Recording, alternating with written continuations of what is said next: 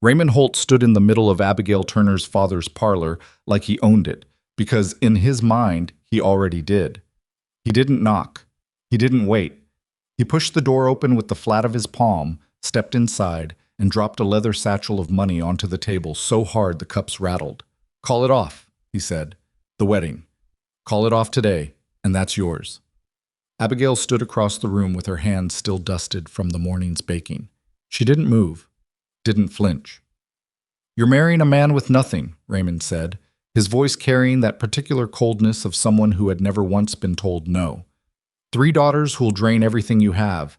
A ranch that's already failing. You think that's a life? I'm offering you a real one." He spread his hands like he was presenting her a gift. Abigail looked at the money, looked at him. Then she walked to the door and opened it. "Get out of my father's house. If you believe a woman's worth cannot be bought, subscribe to this channel, hit the like button, and drop a comment telling me what city or country you're watching from. I want to see how far this story travels. Now let's find out what Abigail Turner knew that the rest of that town didn't." The morning Abigail Turner agreed to marry Elias Boone, the weather was doing what it always did in Harlan's Crossing that time of year, threatening snow without committing to it. The sky had that low, dirty wool look, the kind that made horses nervous and old men's knees ache. She was standing at her father's kitchen window watching the clouds when Clara Sims knocked on the front door, and from the way Clara knocked, 3 quick raps, 2 eager, Abigail already knew the gossip had reached the far end of town. She didn't rush to answer it. Clara came in without being invited fully, 1 foot over the threshold, breathless in that theatrical way she had perfected over 40 years of being the town's primary news distributor. "Tell me it isn't true," Clara said. "Probably is," Abigail said. She turned back to the window. "You cannot be serious about Elias Boone." Clara stepped all the way in now, pulling the door shut behind her like she was sealing them both inside a confession booth. "Abigail, the man's got nothing. 3 daughters. 3. Hannah's practically feral, the way they say she talks back. And Violet, poor thing, cries at the drop of a hat since her mother died. And the little one, June, she's still half a baby. You'd be raising another woman's children and running a ranch that's half dead already." Abigail poured a second cup of coffee and set it on the table without being asked. That was the kind of woman she was, automatic hospitality, even when she wanted to be alone. "Who told you?" Abigail asked. "Lena Foster heard it from the Reverend's wife, who heard it from the man who drives supply wagons out toward the Boone property." Clara wrapped both hands around the cup. "Is it true he came here and asked your father first?" "He did." "And your father said yes?" Abigail finally sat down across from her. "My father's in no condition to manage much of anything, Clara. You know that." Clara did know it. Everyone knew it. Hector Turner had been coughing since last winter, the kind of cough that started in the lungs and slowly moved into everything else. He could still get around the house, still insisted on sitting at his own table for meals, but the weight had come off him in a way that didn't come back, and his color had that grayish quality that people in Harlan's Crossing recognized and looked away from. "That's exactly why you shouldn't be leaving," Clara said, and there was something genuine in her voice now, underneath the gossip. "Abigail, if you go out there into those mountains, someone has to look after those girls. Someone, not necessarily you." Abigail looked at her steadily. "He asked me. I said yes, that's the size of it." Clara sat back. She studied the younger woman the way people study something they can't quite solve. Abigail Turner had never been the easiest person to read. She wasn't cold exactly, but she didn't spill herself out the way other women in town did. She kept her interior life at a distance, shared it only in small, careful portions, and people had long since given up trying to excavate more than she offered. She was the kind of woman who fixed her own fence when it broke and didn't mention it to anyone. "Raymond Holt asked for you, you know," Clara said carefully. Abigail's expression didn't change. "I know. He's not a bad-looking man. He's got the biggest property south of the river. His first wife, rest her, she didn't want for anything." "His first wife died of exhaustion," Abigail said flatly, "which isn't the same as not wanting for anything." That stopped Clara cold. A silence settled between them that the wind outside tried to fill in, rattling the kitchen window in its frame. Abigail got up and checked on her father's broth, which had been simmering on the stove since before Clara arrived. She lifted the lid, stirred it once, replaced the lid. Small domestic acts she performed with the focused attention of someone who didn't want to waste anything. Not motion, not heat, not kindness. "When's the wedding?" Clara asked finally. "End of the week." "End of—" Clara made a sound like something had knocked the breath from her. "Abigail, that's 3 days from now." "I'm aware." "Does he even know you? Does he know anything about you, what you're like?" Abigail thought about that for a moment.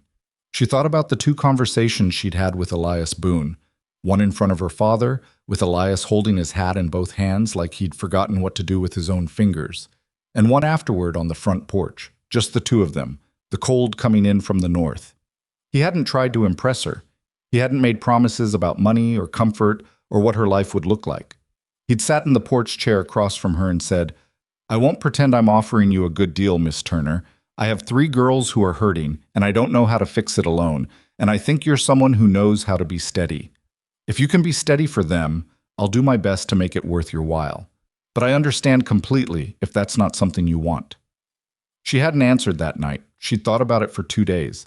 She'd thought about Raymond Holt, who had come by without an appointment, sat in her father's good chair without asking, and told her she would be foolish to let the opportunity pass. She'd thought about what life would look like in Raymond Holt's house, what the terms of it would really be, what she'd be trading to live there. Then she thought about 3 girls who'd lost their mother. "He knows enough," she told Clara. Clara left shortly after, unsatisfied, which was more or less how she left most conversations. Abigail went back to the window. The clouds hadn't made up their minds yet, and neither had the wind. But she had. The day Raymond Holt came with his money was 2 days before the wedding. Abigail would remember that visit for a long time afterward, not because it frightened her, but because of how little it frightened her. That felt important. The satchel on the table, the way he'd looked at her like a transaction he was completing, the clean, cold certainty with which she'd opened the door and told him to leave. He'd stood there an extra second, genuinely uncomprehending, as though no one had properly explained to him that the word no also applied to him. "You'll regret this," he said. "Maybe," she said, "but it'll be my regret." She closed the door before he made it off the porch. Her father had been listening from the back room. He said nothing about it that evening, only called her in for supper with that quiet that meant he'd seen more than he let on. They ate together in the way people who have lived together a long time eat, without needing to fill every moment with words, reading each other's moods through smaller things, the way a hand rests near a cup, the way eyes don't quite meet. "You could stay," he said, finally. Just that. She looked at him across the table. The gray in his face, the careful way he moved, the way he was too proud to say what he meant, which was, "I might not be here when you get back." "You'll be here in spring," she said. It was not quite a lie, and not quite a promise. It was the kindest thing she could think of that was still honest. He nodded slowly. He didn't argue. The morning she left, she went into his room before dawn and sat on the edge of his bed and held his hand while he was still half asleep. He squeezed her fingers without waking fully. That was their goodbye. She didn't let herself look back when she rode out to meet Elias Boone at the edge of town. He was already there when she arrived, 3 daughters bundled into the wagon, a pack horse loaded with supplies. The girls looked at her with 3 different varieties of the same wariness. Hannah, the oldest, sat with her arms crossed and her jaw set in a way that reminded Abigail of a door that had been bolted from the inside. Violet, the middle one, held the edge of the wagon seat and watched Abigail with large eyes that seemed to be calculating the odds of something. And June, the youngest, was nearly invisible beneath the quilt, only her nose and eyes visible, studying Abigail with the grave solemnity that small children sometimes produce when they are trying to solve a problem too large for them. Elias Boone climbed down from the driver's seat when he saw her. He was not what Harlan's Crossing made him out to be. He was not a man who'd fallen apart after his wife died, not visibly. I was a man carrying something heavy, the way people carry grief when they've gotten used to the weight of it. It showed in the set of his shoulders more than his face, in the way his movements were slightly too careful, like someone who'd learned not to move too fast because fast movements startled the sadness out of hiding. He took her bag before she could hand it to him. "Thank you for coming," he said, simple, like she'd done something ordinary. "Don't thank me yet," she said. "We haven't made it off flat ground." Something flickered in his face. Not quite a smile, but the shape of one, the precursor. "Fair enough. He tied her horse to the back of the wagon. She climbed up onto the seat beside him, and they moved out of Harlan's Crossing while the town was still deciding whether to be awake. Behind them, she could feel the watching, windows, porches, the particular attention of small communities for things that confirm what they already suspect. She didn't look back for that either. They married in the early afternoon, stopping at a small settlement a half-day's ride from Harlan's Crossing, where a justice of the peace worked out of the back room of a general store. The ceremony took 12 minutes. June fell asleep against Violet's shoulder during it. Hannah stared at the wall. Elias said, "I do," in a low, even voice, and Abigail said it back, and that was the official part over. Abigail had not spent the days before thinking much about what she wanted the ceremony to be. It hadn't seemed like the right thing to spend her energy on. She thought afterward, riding again into the afternoon light, that she'd felt during those 12 minutes primarily a sense of recognition. This is the thing, and now it's done, and now we move forward. She didn't feel romantic about it. She didn't feel cheated by the absence of romance. She felt alert, focused, curious about what was coming. That was as close to bridal feeling as she got, and it seemed like enough. The mountain trail began the second afternoon. Abigail had heard that the passage to wherever Elias was taking them was difficult. That was the word used by the supply wagon driver. Difficult, which was the kind of word men used when they wanted to avoid saying something more accurate. She understood better what they'd been avoiding within an hour of the trail's beginning. The path, and she used the word loosely, since it was more of a suggestion of ground than an actual path, switch-backed up a face so steep that the horses leaned forward like they were climbing stairs. Loose rocks skittered away from the wagon wheels. The temperature dropped 20 degrees in 40 minutes. Violet pressed herself flat against the wagon bed and closed her eyes. Hannah gripped the side rail with white-knuckled hands and said absolutely nothing, which Abigail recognized as the sound of someone too scared to speak. "You all right?" Elias asked her, once, during a slightly wider section of the trail where the wagon steadied. "Yes," she said. "Most people get a little unsettled up here." "I'll be unsettled when we get somewhere I can afford to be unsettled," she said. "Right now I'm watching the edge." He looked at her sidelong. "Good plan," he said, and went back to managing the horses. June, improbably, was awake and looking at everything with wide-eyed interest from her blanket nest in the back. That child had the particular resilience of the very young, the ones who haven't yet learned to map their own fear onto unfamiliar terrain. She watched the cliff edges and the hawks, and the way the rock changed color as they climbed with the same expression she'd given the general store's candy jars when they stopped for supplies. They camped on a narrow ledge the first night, wedged between the rock face and a drop that Abigail didn't measure. She made the girls eat before they could ask what was below the edge. She had Hannah hold a lantern while she sorted the food, and Hannah held it without arguing, which Abigail counted as a small but non-trivial victory. Elias built the fire. He was good at that, efficient, no wasted moves, the fire going in 4 minutes without a drama about it. He'd clearly done this 100 times. There was something reassuring about watching someone be competent at a small thing. It suggested competence at other things. After they ate, Violet sat close to Abigail without quite leaning against her. That intermediate distance children use when they want comfort but haven't decided yet if they'll accept it from this particular person. Abigail didn't push. She handed Violet a piece of dried apple from her coat pocket and went back to watching the fire. "My mother was afraid of heights," Violet said, out of nowhere. Abigail looked at her. "Was she?" "She said it wasn't the height, it was the falling part." "That's usually the part people mean," Abigail said. Violet nodded seriously, as though this had been confirmed. Then she ate the apple piece. Then she leaned, almost imperceptibly, a half-inch toward Abigail. Just enough to be inside the warmth of her. Abigail didn't acknowledge it, just let it be. Hannah, from across the fire, watched this with an expression so carefully blank, it was obvious something was happening underneath it. She caught Abigail looking and immediately turned away, which was the clearest sign she'd been paying attention. The second day on the mountain was worse than the first, in the way that second days of hard things usually are. The novelty had worn off, the discomfort had established itself as permanent, and everyone was tired in the specific way that comes from sleeping on cold ground and being afraid for 12 consecutive hours. Violet said almost nothing. June had finally started to show the strain, making small, unhappy sounds that weren't quite crying. Even Hannah had lost the rigid performance of indifference and just looked like a 13-year-old girl who was very cold and very tired and wanted to be somewhere that felt safe. Elias stopped at midday to rest the horses. While he checked the animals, Abigail climbed down and went to the back of the wagon. She found June's quilt had worked loose, and the child was shivering in the wind. She tucked it back around her. June grabbed her hand, just held it. Didn't say anything, just held it with that unconscious grip of a tired child who will anchor herself to whatever is nearest. Abigail sat with her for a while, letting June hold on.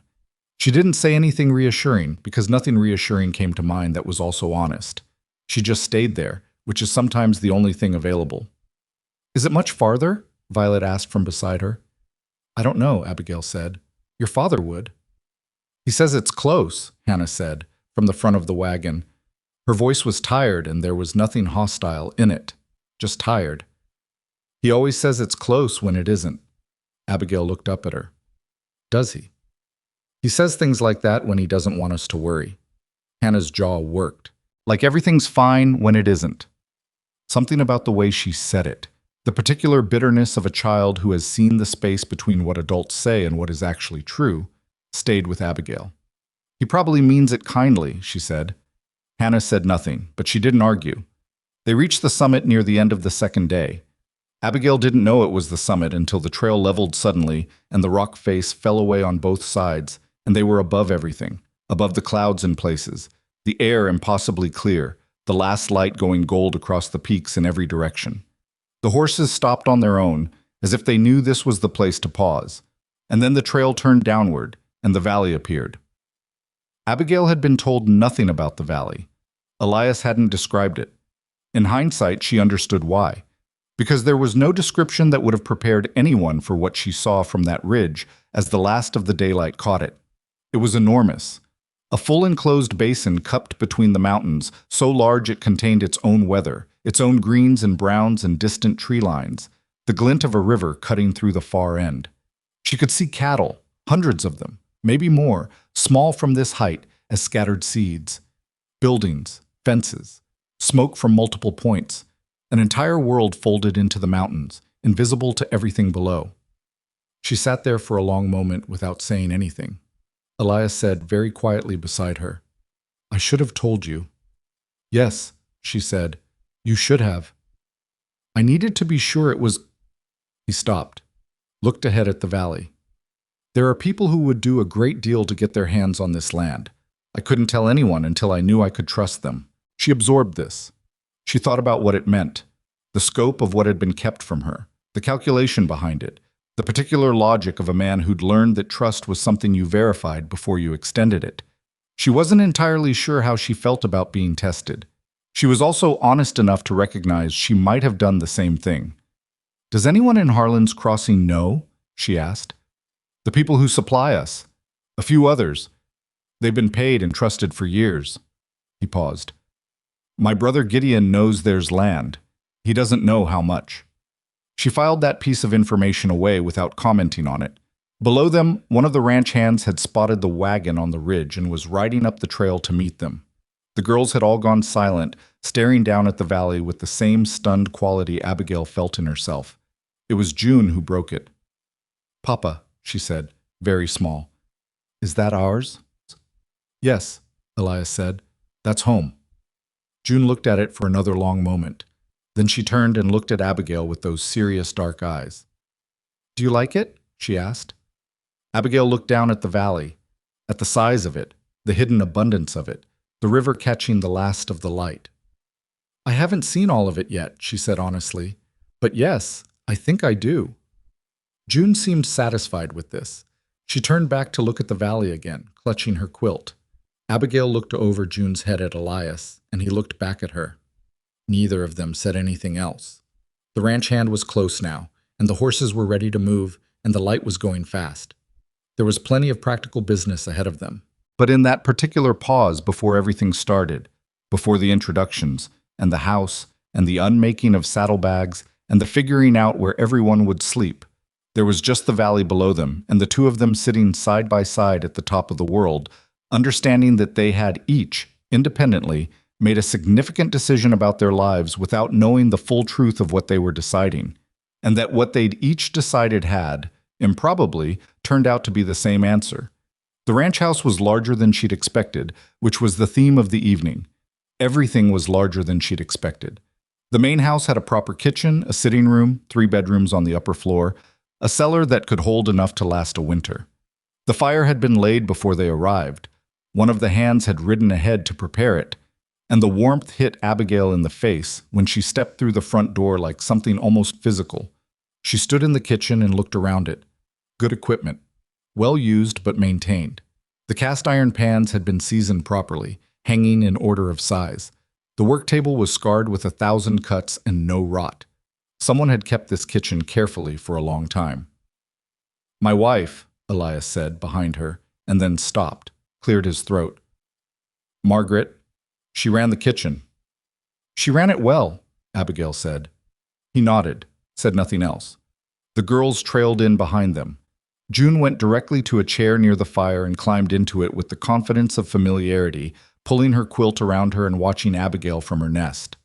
Violet stayed near the door for a moment, then slowly moved toward the kitchen table. Hannah stood in the middle of the room with her arms crossed again, but there was no hostility in it right now. She was watching Abigail the way you watch someone you're trying to figure out, with a focused attention that had temporarily replaced the reflex of rejection. Abigail moved to the stove to put water on. Something to do. Something practical. "What are they like for supper?" she asked. Elias blinked. "Ah, Violet will eat most things. June likes eggs, mostly. Hannah—" "I can speak for myself," Hannah said. Abigail looked at her. "Go ahead, then." Hannah's arms dropped very slightly. She hadn't expected to be taken at face value. "Soup," she said after a moment. "If there's soup." "There's soup," Elias said. "There's almost always soup. The cookhouse sends it up." "Then I'll heat it," Abigail said, "and add some of what I brought." She'd packed seasonings in her bag, small things she knew from experience that camp and wagon cooks overlooked. Dried herbs, a small crock of salt, some preserved onion. Small contributions. She found the pot of soup that had been left on the back of the stove. She added heat, then reached into her bag. Hannah watched her do this. "What are you putting in it?" "Same things I'd put in mine," Abigail said. "Rosemary. A little thyme." "Mama didn't put that in." Abigail stirred the pot. "I'm not your mama," she said. Steady. Not unkind. Just honest. "I'm not going to pretend to be. But I know how to cook, and I know that soup gets better with rosemary. You can tell me after supper if you disagree."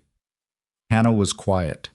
They ate at the kitchen table, the 5 of them, with the fire going and the dark outside complete, and the mountains pressing in on all sides. June ate 3 spoonfuls of soup and then fell asleep in the chair.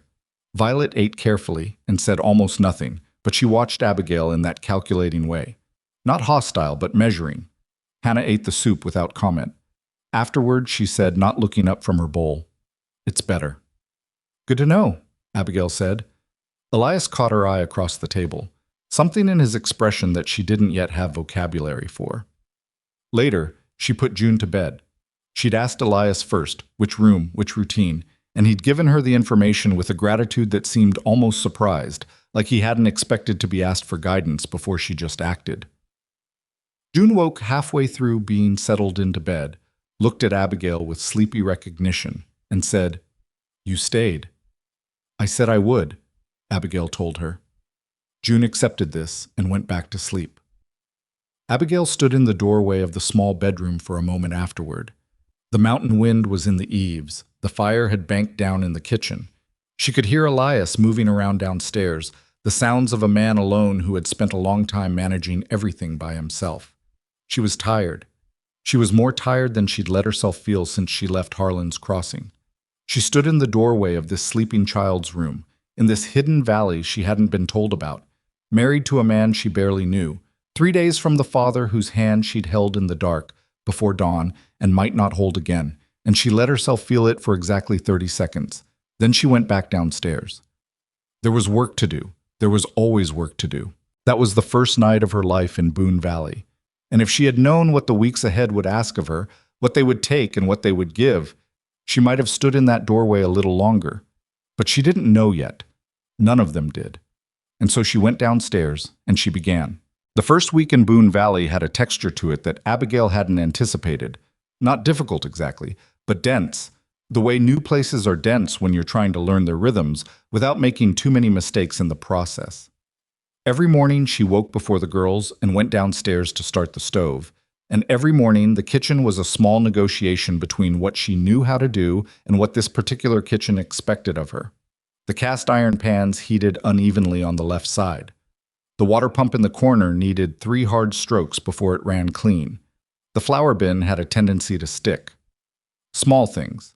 The kind of things that wouldn't matter in a month but mattered now because everything was still unfamiliar and familiarity was the only currency she had to spend. Elias was up before her the first 3 mornings, which she hadn't expected. She'd assumed, based on nothing in particular, that she would be the early riser. But she'd come down each morning to find the fire already going, the coffee already on, and him either at the table with the ranch ledgers or out the back door toward the barn. He never made a production of it. He simply did it and left the kitchen warm for her, and that was the whole of it. On the 4th morning, she came down to find Hannah at the stove instead. The girl had her back to the door and she was frying eggs with the focused attention of someone who'd been doing it long enough to know the technique, but not long enough to be casual about it. She didn't turn around when Abigail came in. "Didn't know if you wanted any," Hannah said. "I just made mine." Abigail looked at the pan. There were 4 eggs in it. "Looks like you made more than yours." Hannah's jaw moved. "Pan runs hot. Sometimes they multiply." Abigail almost smiled. She went to the coffee and poured herself a cup and sat at the table and did not make any comment about the eggs or the pan running hot or anything else. She just sat there with her coffee. After a minute, Hannah transferred the eggs to a plate, all 4 of them, and put it in the center of the table and sat across from her with her own fork. They ate together without discussing it. That was, Abigail recognized, as close to an olive branch as Hannah was willing to produce at this stage, and she took it for what it was. The valley itself took longer to understand than the house did. On her 5th day, Elias offered to show her the extent of the land, and she accepted immediately. They rode out together in the early morning when the frost was still on the grass and the cattle moved in slow clusters through the low ground. He pointed out the boundary fences, the water sources, the sections of pasture he rotated through the seasons. He spoke about the land the way people speak about things they have studied for years, not showing off, just fluent in it, the words coming naturally because they mapped onto something real. She listened carefully and asked questions. Not the polite kind, the kind that revealed she was actually tracking the information. At one point she asked about the east fence line, whether the posts were original or replaced. He looked at her sideways. "You know about fence posts?" "My father ran 60 head until he couldn't anymore," she said. "I learned what I could while learning was still useful." He was quiet for a moment. "The east posts are original. Another 2 years and we'll need to go through the whole section." "I can see it," she said. "The wood's starting to gray wrong." He looked at the fence, then back at her. Then he said simply, "Good eye," and went back to writing. That was also a kind of olive branch. Hers came in the form of competence, and she understood that this was probably the currency that would matter most in this place. The hands. There were 11 of them, ranging from a gray-whiskered man named Pete, who'd been on the Boone land for 20 years, to a 22-year-old from Oklahoma who still couldn't manage the mountain trail without looking pale afterward, treated her with a careful, watchful courtesy. Not warm, not cold. The specific neutral politeness of people who have decided to wait and see. She respected it. She didn't try to win them over.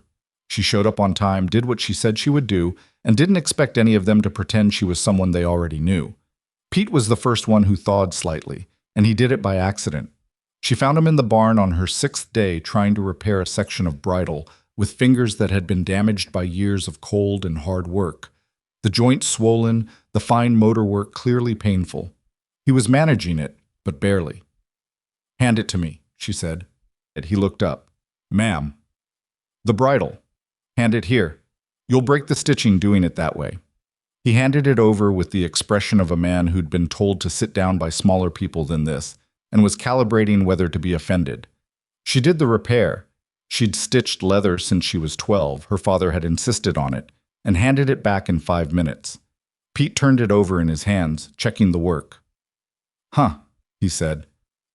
My father's hands went the same way, she said. Cold weather and fence wire. Pete looked at her for a moment. Then he nodded once and went back to what he was doing. But after that, he stopped watching her with that careful, neutral expression and started watching her the way people watch someone they've placed in a different category. Violet was easier than Hannah and harder than June, which made her the most complicated of the three in some ways. She was a child who felt everything acutely and had developed in the years since her mother's death an anxious vigilance about the people around her, tracking their moods, reading their expressions, constantly monitoring for signs of what was about to change. She'd positioned herself in the household as a small sensor for emotional weather, and it had made her very perceptive and very tired. She began following Abigail around the second week. Not intrusively, she'd stay at the edge of rooms, find reasons to be in the same space, ask questions about what Abigail was doing that were really a way of being present without having to explain why she wanted to be present. One afternoon, she trailed Abigail to the root cellar, where Abigail was taking stock of the winter stores. It was cold down there and smelled of earth and old wood and dried things. Violet sat on the bottom step and watched her move through the shelves. "Were you sad to leave your town?" Violet asked. Abigail checked a row of preserved jars, counting. "Parts of it." "What parts?" "My father, a few people." "Not the town itself?" Abigail thought about Harlan's Crossing, the particular quality of attention it had for anyone who didn't move the way it expected. "Not particularly." Violet hugged her knees. "Do you miss it?" "I miss my father," she said honestly. "Do you think he'll come here, in spring, when the pass opens?" Abigail didn't answer right away. She moved to the next shelf, counting onions. "I hope so," she said, and the weight of those 3 words was not something she tried to hide. Violet seemed to hear it. She was quiet for a while. Then, "Our mother's buried in the valley. Papa chose a spot near the east fence under a big tree. He said she'd want to see the cattle." "That sounds right," Abigail said. "You can visit if you want," Violet said. "You don't have to, but you can."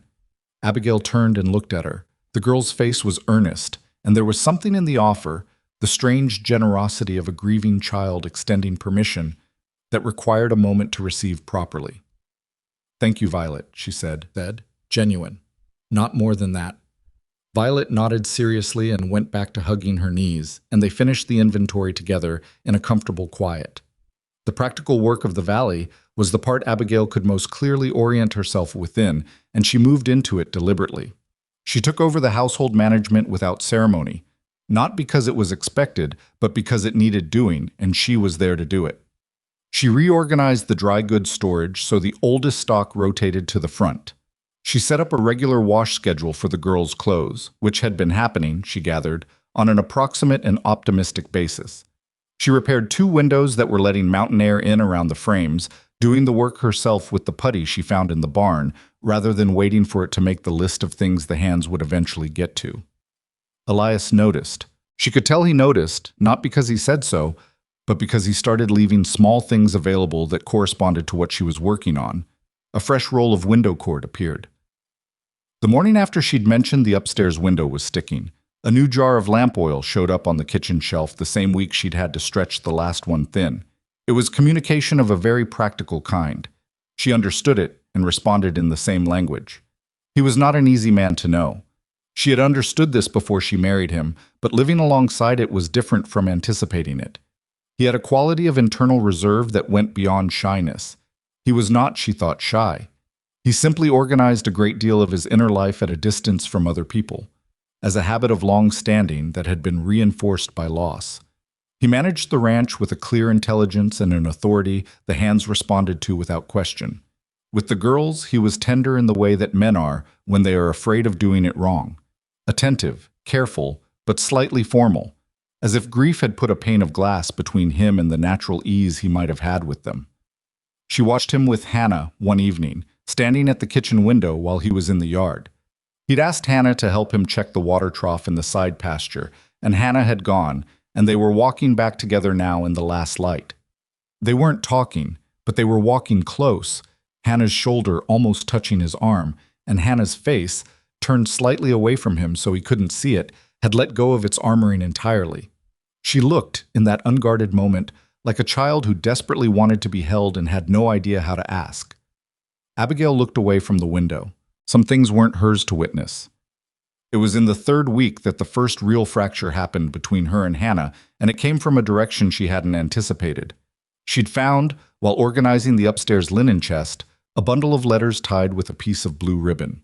She recognized them for what they were immediately: private correspondence. And she put them back without reading them, where she'd found them, precisely as she'd found them. She thought nothing more of it. But Hannah had seen her close the chest, and Hannah had put something together that was not quite what had happened. She came to Abigail that evening while Elias was at the cookhouse and the younger girls were asleep.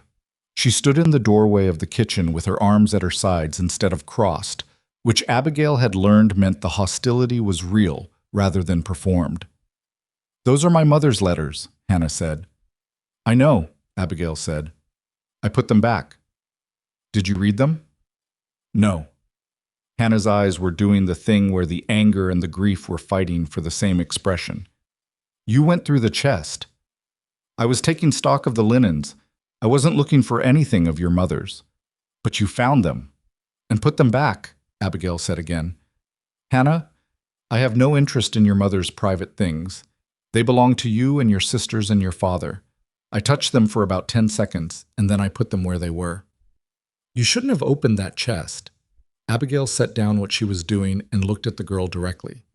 "You're right. I should have asked your father which spaces were his family's and made sure I knew before I started going through things. That's on me." Hannah had clearly been prepared to argue and found herself without the argument she'd expected. She stood there for a moment, recalibrating. "You're just saying that to make me feel better," she said finally, but with less certainty. "I'm saying it because it's true," Abigail said. "I made an error in judgment and I'm telling you so. Whether it makes you feel better is your own business." The silence stretched. Hannah's hands at her sides closed slowly into fists and then opened again. "She wrote those letters to her sister in Virginia," Hannah said. "They wrote each other every week for 20 years. After Mama died, the sister, Aunt Cora, she sent all of Mama's letters back, so we'd have them." Her voice had gone strange and controlled, the way voices get when someone is using every available resource to not break down. "We haven't read them yet. Papa can't yet. And I don't—" She stopped. "I just don't want anyone touching them who didn't know her." "That makes sense," Abigail said quietly. "It doesn't mean I think I'm not saying you're—" Hannah stopped again. Her jaw worked. "I just need them to be safe." "They're safe," Abigail said. "I'll ask you and your father before I open that chest again." Hannah looked at her for a long moment. Then she said, "Okay," very quietly, and went upstairs. Abigail stood in the kitchen after she was gone and felt the peculiar weight of that conversation. How much it had contained that wasn't said, how much Hannah had revealed without intending to, how much grief was still raw and unmanaged in that girl who spent so much energy pretending it wasn't.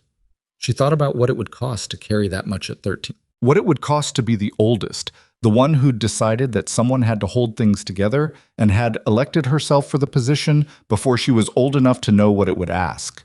She thought about her own father and turned off the lamp and went to bed. The week settled into a rhythm that was imperfect and functional in about equal measure. June had attached herself to Abigail with the uncomplicated directness of the very young. She appeared at Abigail's elbow during cooking, brought her rocks and interesting sticks as offerings, and had taken to reaching for Abigail's hand when they walked outside without any apparent self-consciousness about it. This was the easiest thing in the world, and also, some mornings, the thing that made Abigail's chest hurt in a way she couldn't entirely account for. Violet was somewhere in the middle of her own process, warming steadily, but with the careful incremental quality of someone who was very aware they were warming and trying to manage it responsibly. She had started showing Abigail her drawings, which were good in the particular way that children's drawings are when the child has an instinct for what she's doing. Observational, detailed, the proportions sometimes off, but the spirit correct. She drew the valley mostly, the cattle, the mountains, her sisters. One afternoon, she showed Abigail a drawing of the whole family at the kitchen table, and Abigail was in it, sitting in her usual spot, rendered in careful pencil lines. "You put me in it," Abigail said. "You're there every day," Violet said, as if this were obvious. Elias was the most complex territory of all, because he was an adult, and because the space between them was not the space between a grown woman and children who needed something from her. It was the space between two people who had made a significant commitment without the ordinary groundwork that preceded such things, and who were now, daily, figuring out what that meant. He was fair. He was honest. He was clearly a man who had once known how to be present with people he loved, and had lost some of that capacity in the last year, and was slowly, incrementally locating it again. She could see it happening, small things, the way he lingered in the kitchen a little longer some mornings before going out to the hands, the way he'd started saying more at supper, not much, but more, the way he'd begun to look at her when she said something that surprised him, like he was revising his estimate upward and wasn't yet sure what to do with the new number. One evening, 3 weeks in, they were both at the kitchen table after the girls had gone to bed. He was working on the ledgers and she was repairing Violet's winter coat, which had a seam going on the left shoulder. The fire was going. Outside, the wind had decided to commit tonight and was making itself known to the roof. He said, without looking up, "You're good with them." She didn't look up either. "They're not difficult to be good with. They just want to be seen." Hannah's been... He stopped, cleared his throat. "She hasn't always made it easy for people." "She's not trying to make it easy," Abigail said. "She's trying to figure out if I'm staying." He looked up then. She could feel it without looking. "They all are, I think," she continued. "June does it by grabbing your hand. Violet does it by watching. Hannah does it by making it hard on purpose to see if you'll leave." She pulled the thread through and checked the seam. "It's all the same question." He was quiet. "What's the answer?" he said finally. She looked up. "I'm still here," she said simply. He held her gaze for a moment. Then he went back to the ledgers. She went back to the coat. The fire made its small sounds. The wind made its larger ones. It was the most honest conversation they'd had, and it had taken them all of 3 weeks to have it, and that seemed about right for people of their particular natures. The next morning, she found him already at the stove when she came down, making the coffee as usual. But he'd also made biscuits. Not well, they were slightly uneven, and one batch was darker on the bottom than it should have been. And when she looked at the plate of them and then at him, he said, "I used to make them before. I got out of the habit. "They look fine," she said. "They're a little dark." "I like them dark," she said, which was close enough to true. He looked at her for just a second. Then he set the plate on the table and went to get the coffee, and she sat down and ate a biscuit that was, in fact, very slightly better than he'd given himself credit for, and the morning went on. That was the beginning of something. She didn't have a name for it yet. Neither did he, she suspected, but it had the quality of something being built. Not quickly, not from whole cloth, but from the small daily materials of two people doing honest work in the same direction and finding that it added up. Outside, Boone Valley was entering its hardest season. The snow had started in earnest, the passes closing off one by one, the ranch folding inward on itself, as the mountain winter did what mountain winters did. The cattle moved to the lower pastures. The firewood supply became a daily calculation. The sky went the particular heavy white of serious cold, and the temperature fell in a way that stopped being surprising after a week and started being simply the condition of everything. Abigail had grown up with hard winters. This was harder. But she had also grown up knowing that hard winters were primarily a management problem, and that most of what they destroyed through poor preparation or panic. She managed what she could and didn't panic about the rest. And she thought that Elias, watching her do this, relaxed slightly in a way she didn't think he'd managed since the previous winter had taken his wife. Hannah had started helping with supper without being asked. Not enthusiastically. She didn't announce it, didn't make it a thing, just appeared in the kitchen at the right time and started on whatever needed doing. Abigail worked alongside her without commenting on the change, and Hannah worked alongside her without explaining it, and they found a functional rhythm that was more companionable than either of them would have admitted. "You're teaching me wrong," Hannah said one evening, watching Abigail cut the potatoes. "You haven't asked me to teach you anything," Abigail said. "The way you're doing it, you're cutting them too thick. They cook better thick in a stew. The outside gets soft while the middle holds." Hannah frowned at the cutting board. "Mama cut them thin." "That works too. Different result." Abigail handed her the knife. "Try it however you want." Hannah took the knife. She started cutting, and she cut them thin, the way her mother had done, and Abigail moved to the other end of the table and said nothing about it. The stew had both thin and thick pieces that night, and it was perfectly fine. It was a month into their life in the valley, deep in the cold, with the snow banked against the lower windows and the world contracted to the size of the ranch, that Elias sat down across from her one evening and said, "There's something you should probably know about my brother." Abigail put down her mending. "Gideon." He looked at her. "How do you know his name?" "You mentioned him on the ridge. You said he knew there was land, but not how much." He nodded slowly. "He's been trying to get access to this property for 3 years, since our father died and left it to me. Gideon got money, a fair amount, but not the land. He's never accepted that." He turned his coffee cup in his hands. "In spring, when the pass opens, he'll come. He always comes in spring. And he's been building something, I think. Some legal case. I haven't been able to find out what exactly." "What kind of legal case?" Elias's jaw tightened. "The kind that requires a person to be declared unfit, emotionally unstable, not in a condition to manage significant assets." The fire snapped. Abigail kept her eyes on his face. "After Margaret died," he said, I didn't manage well. For a while. Gideon knows about that period. He has people who saw it." He stopped. "He's been collecting accounts. From people in Harlan's Crossing? Some." Abigail thought about that. She thought about Raymond Holt and his money on the table, and the timing of it. 2 days before a wedding, Gideon might have been very interested in preventing, or very interested in using. "Was Raymond Holt connected to your brother?" she asked. The look on Elias's face told her the answer before he spoke. "They've done business together, twice, that I know of." Something cold moved through her, distinct from the mountain winter outside. She thought about standing in her father's doorway, with the money on the table and a wealthy man telling her she was making a mistake. She thought about how neat it would have been, from Gideon's perspective, if she'd taken the money. An unstable widower with 3 daughters, left alone in a hidden valley with no one beside him. The case would have been straightforward. "He'll come in spring," Elias said again. "I want you to know what we might be facing." She picked up her mending. "Then we'd better make sure I know everything about this ranch," she said.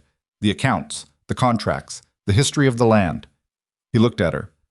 "If someone's going to argue you're unfit to manage it," she said steadily, "I should be able to argue otherwise, with specifics." He sat with that for a moment. Something moved across his face that she was beginning to learn the shape of, the particular look of a man who had spent a long time managing alone and was encountering, with some difficulty, the experience of not having to. "All right," he said. "Start with the land records," she said. "Go back to the original deed." He got up, went to the study, came back with a box of papers. Set it on the table between them. Outside, the snow was falling again. The girls were asleep upstairs. The fire held against the cold. Abigail opened the first document and began to read. They spent 3 evenings going through the land records together, and by the end of the 3rd night, Abigail understood Boone Valley in a way that went beyond what a month of living in it had taught her. Numbers told a different story than terrain. The original deed ran back 40 years to Elias's father, a man named Cord Boone, who had located the valley by following a river tributary upstream during a drought year when everyone else was moving east. He'd filed the claim properly, paid the territorial fees, recorded everything through the district land office. The paperwork was complete and in order, maintained with the same care that characterized the rest of how the Boone family ran their affairs. What the paperwork also showed, and what Elias explained without being asked, was the gap year. The 12 months after Margaret died, when the ledgers showed erratic entries, months skipped entirely, accounts left unreconciled. It wasn't ruin. The ranch hadn't fallen apart. But the careful hand that had maintained everything was visibly absent from those pages, replaced by something scattered and effortful, the handwriting itself changing character, going uneven. Abigail said nothing about the handwriting. She noted it and moved on. "He'll use this," she said, meaning the gap year. "I know. How many people saw you during those months?" Elias was quiet for a moment. "Pete, the hands. A few men who came through for supplies." He turned his coffee cup. "I didn't go into town much. I wasn't managing things well enough to be seen managing things." "Did you ever threaten anyone, make decisions that harmed the ranch?" "No." "Did you drink?" He looked at her steadily. "More than I should have." less than people might assume. She nodded and wrote something in the margin of her own notes. She'd taken to keeping a small notebook during these sessions, which Elias had watched without comment. A man who grieves is not the same as a man who's unfit, she said. But we'll need more than that argument. We'll need the numbers. The ranch turned a profit every year, he said. Even that year. Then that's what we show. She turned the ledger page. Walk me through the cattle contracts. All of them, going back 5 years. He did. It took the better part of 2 hours. Outside, the snow that had started at the beginning of the evening was serious now, the kind that settled in for days. She could feel it in the weight of the silence around the house, the way sound traveled differently when the world got blanketed. By the time they finished, it was past midnight and the fire had burned low. Elias got up to add wood, and when he came back to the table, he didn't sit immediately. He stood at the end of it, looking at the spread of papers, the notebook she'd filled. You didn't have to do this, he said. No, she agreed, but now I have. He looked at her for a moment with that expression she'd been learning, the one where he was recalibrating something internal and hadn't yet finished the calculation. Then he picked up his coffee cup, found it cold, and set it back down. I'll leave the box with you, he said, if you want to go through the rest. I do, she said. He nodded once and went to bed. She sat alone at the kitchen table for another hour, reading by lamplight, the snow pressing in on all sides and the house quiet around her. And she thought about what it meant to be building a defense for a man's life and livelihood in a kitchen at midnight while his daughters slept upstairs, and the mountain winter made all of it feel very small and very urgent at the same time. She also thought about her father. She did this most nights, in whatever quiet moments the day produced. Wondered what the weather was like in Harlan's Crossing, whether he was eating properly, whether Clara Sims was checking on him, as she'd asked, or whether Clara's checking in took the form primarily of collecting information for redistribution. She wrote him a letter that she couldn't send until spring and kept it folded in the front of her notebook. Deep winter in the valley had its own personality, and it wasn't gentle. It was the kind of cold that got into the joints of the house and stayed, that turned the water trough to solid ice before dawn and made the horse's breath hang in visible clouds all day. The hands worked shorter shifts and rotated indoors. The cattle huddled in the lower sections where the valley's natural geography broke the wind. Inside, the 5 of them developed the compressed intimacy of people who spend a great deal of time in a limited space together. This had its good qualities and its friction, in about the same proportions that most things did. June had started following Abigail with even greater dedication than before, having apparently decided that Abigail was the person most likely to produce interesting activities on a dull winter day. She arrived at Abigail's elbow one morning while Abigail was mixing a batch of dried herbs she'd found in the pantry, cataloging what was there and what had gone past useful. What's that smell? June asked. Rosemary, dried too long mostly. It'll still work in soup, but not for much else. June picked up a sprig and smelled it with her whole face. I like it. Good. Put it back, though. It'll be in your soup tonight. June put it back, then immediately picked up something else. What's this? Dried chamomile. What's it for? Mostly for when someone can't sleep, or when someone's stomach hurts. She took it from June's fingers gently. Or when someone has a fever. She didn't think anything particular about saying that. She was just answering the question. Violet had started sleeping badly. Abigail noticed it first because she was a light sleeper herself, and she could hear the soft sounds from across the hall. The creak of the bed, movement at odd hours. She mentioned it to Elias one morning, carefully, because mentioning a child's sleep to their father required calibration. She does that sometimes, he said. After Margaret died, she had bad nights for months. It mostly stopped. He frowned. Has she said anything?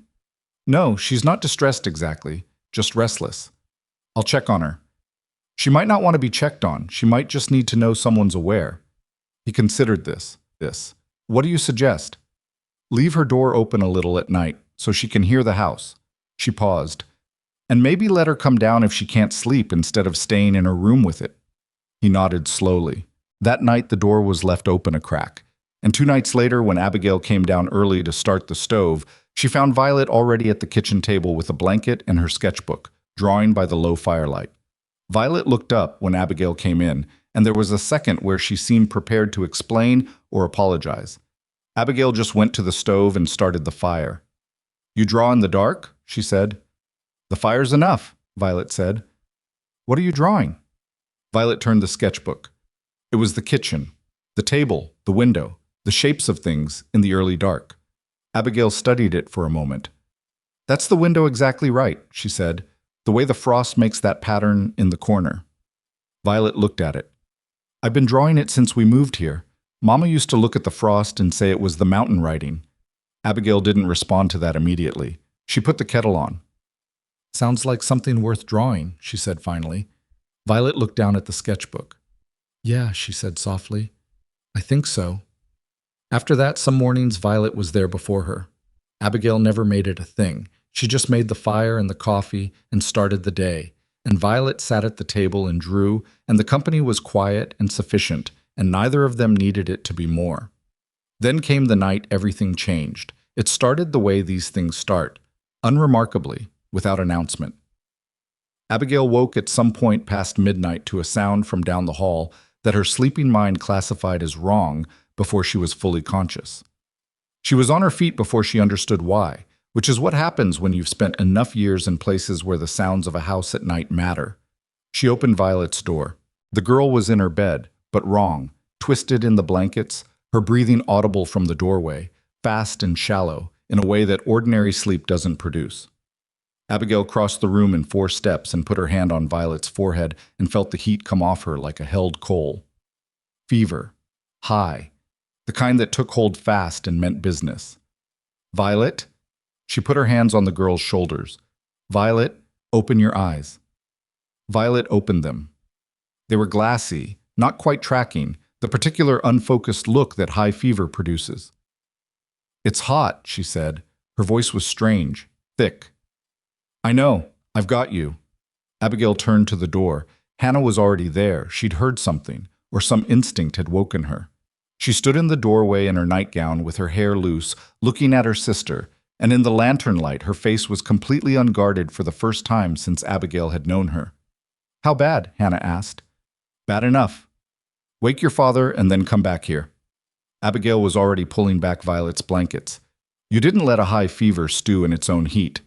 Bring the basin from the washroom and the cold pitcher. Hannah went.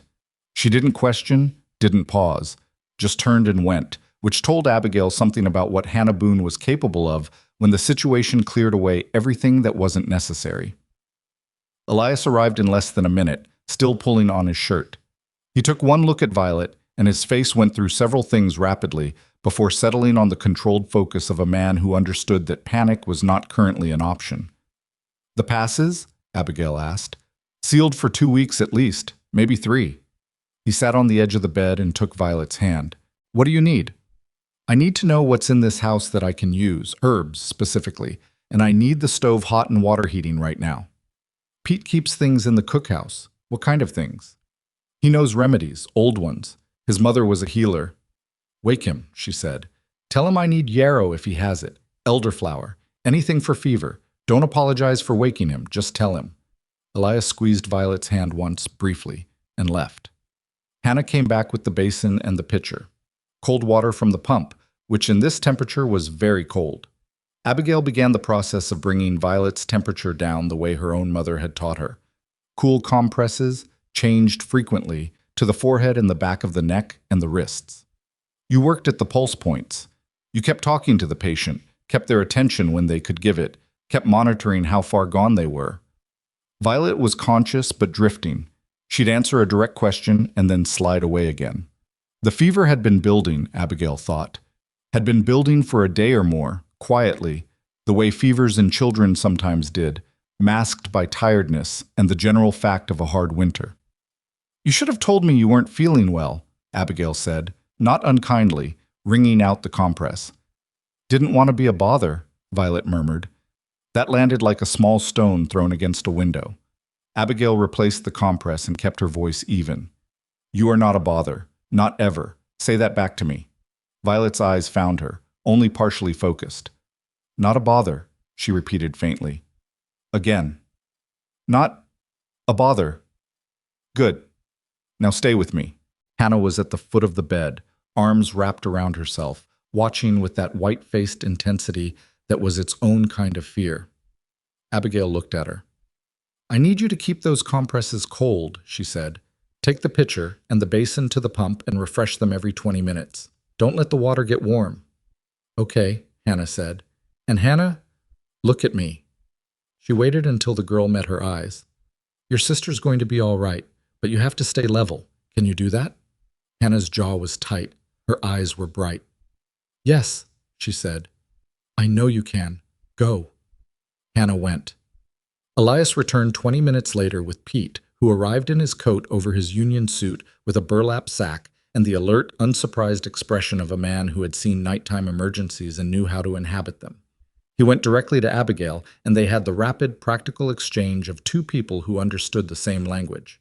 Yarrow, she said. Got dried. Not much. He produced it from the sack. Got this too. It's what my mother called fever grass. I don't know the proper name. She used it for bad ones. Abigail looked at it, smelled it, touched a small amount to her tongue. She knew it. Her own mother had used something similar under a different name. This is right, she said. Can you make a tea with the yarrow and half this? Not too strong. We need to get her to drink it. Done, Pete said, and went to the stove without being asked. Elias crouched beside the bed. Violet had drifted again. He put his hand on her cheek with a gentleness that was almost painful to witness, the specific tenderness of a parent who has been here before, who knows the particular quality of this fear. He didn't say anything, just rested his hand there. She was restless earlier in the week, Abigail said quietly, coming to stand near him. I noticed the sleep. I should have looked more closely. You couldn't have known. No, but I should have looked. She said it the way she said things that were true, without self-flagellation, without excusing herself, just accountability. He looked up at her. Abigail, you caught it tonight. Tonight might be what matters, she said, or it might not be enough. We won't know for a few hours. That was honest too, and he received it the same way she gave it. June appeared in the doorway at some point past 2 in the morning, small and serious in her nightgown, carrying the quilt from her own bed. She stood at the threshold and looked at her sister, and then looked at Abigail. Is Violet dying? She asked. The word hit the room differently than it would have if a different child had said it. June said it the way very young children sometimes ask terrible questions, directly, because they don't yet know they're supposed to approach those things sideways. No, Abigail said, and she meant it, and she tried to mean it in a way that was more than just comfort. She's sick, and we're taking care of her, and she's going to get through this. June considered this. Can I sit in here? Yes. Come sit in this chair. Don't get in the way, and if you start to fall asleep, I'll carry you back to bed. June installed herself in the chair in the corner with the quilt around her, watching everything with those grave, dark eyes. She fell asleep within an hour, and Abigail carried her back to bed and came back and continued. The fever peaked sometime around 3 in the morning. Abigail knew it was peaking because Violet became briefly more coherent, feverishly alert, talking in fragments that made partial sense, reaching for her hand and holding it with surprising strength.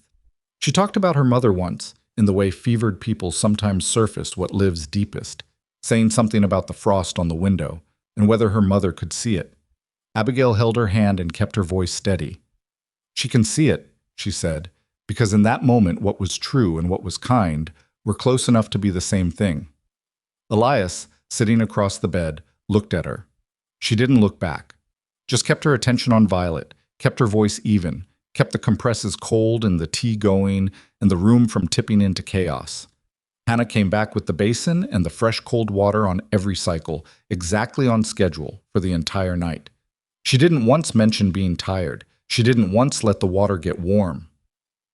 When Abigail finally told her at around 4 in the morning to sit down for a few minutes, Hannah sat in the doorway with her back against the frame and was asleep in 3 minutes.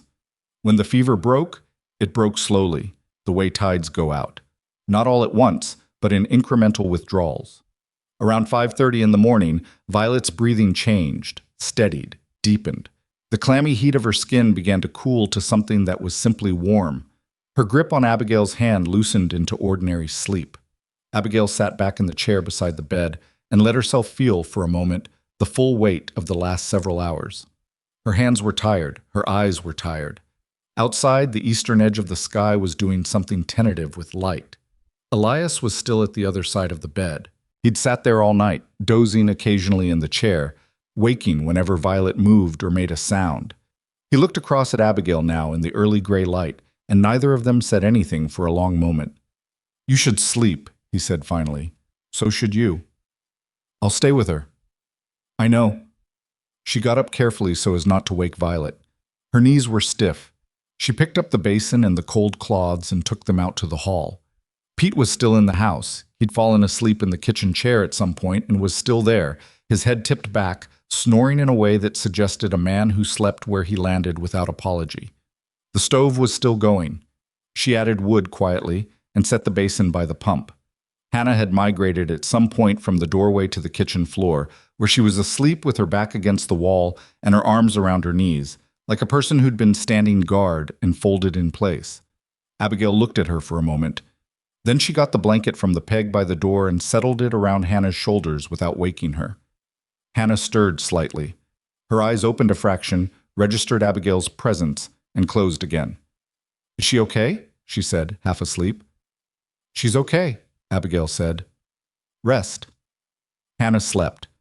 Abigail sat in the other kitchen chair and intended to rest for a moment before going up to check on June, and she was asleep in under 2 minutes. She woke to light, proper morning light, more than she'd expected, which meant she'd been out for several hours. June was at the table eating biscuits that she'd apparently retrieved from somewhere on her own initiative. Pete was gone. The stove was still managing. She went upstairs. Elias was asleep in the chair, chin on chest. Violet was asleep in the bed, breathing normally, her color back to something closer to usual. Abigail stood in the doorway and counted those 2 breaths, Violet's, even, and deep. Elias's, slow with exhaustion, and felt the particular quality of relief that comes after a night of being very scared and not letting it show. She went back downstairs. She made breakfast. She made it for all of them. Biscuits, eggs, salt pork, coffee, the ordinary mechanics of a morning in that house. And she made it with the particular focus of someone who needs the normalcy of small tasks to come back to herself. Hannah came downstairs while she was cooking, rumpled and quiet, and sat at the table. They were both quiet for a long time. "You stayed all night," Hannah said finally. Not a question. "So did you," Abigail said. Hannah was silent. She pulled the edge of her sleeve over her hand, a fidgeting gesture that Abigail had noticed she made when she was working through something. "Last time someone was sick," Hannah said slowly, "we had a doctor. He came from town before the pass closed. He stayed for 3 days. She stopped. "It was my mother. The doctor. He did everything right. He said all the right things, and she died anyway." Her voice was careful, managed. "I always thought if there was a doctor, it meant that it was enough.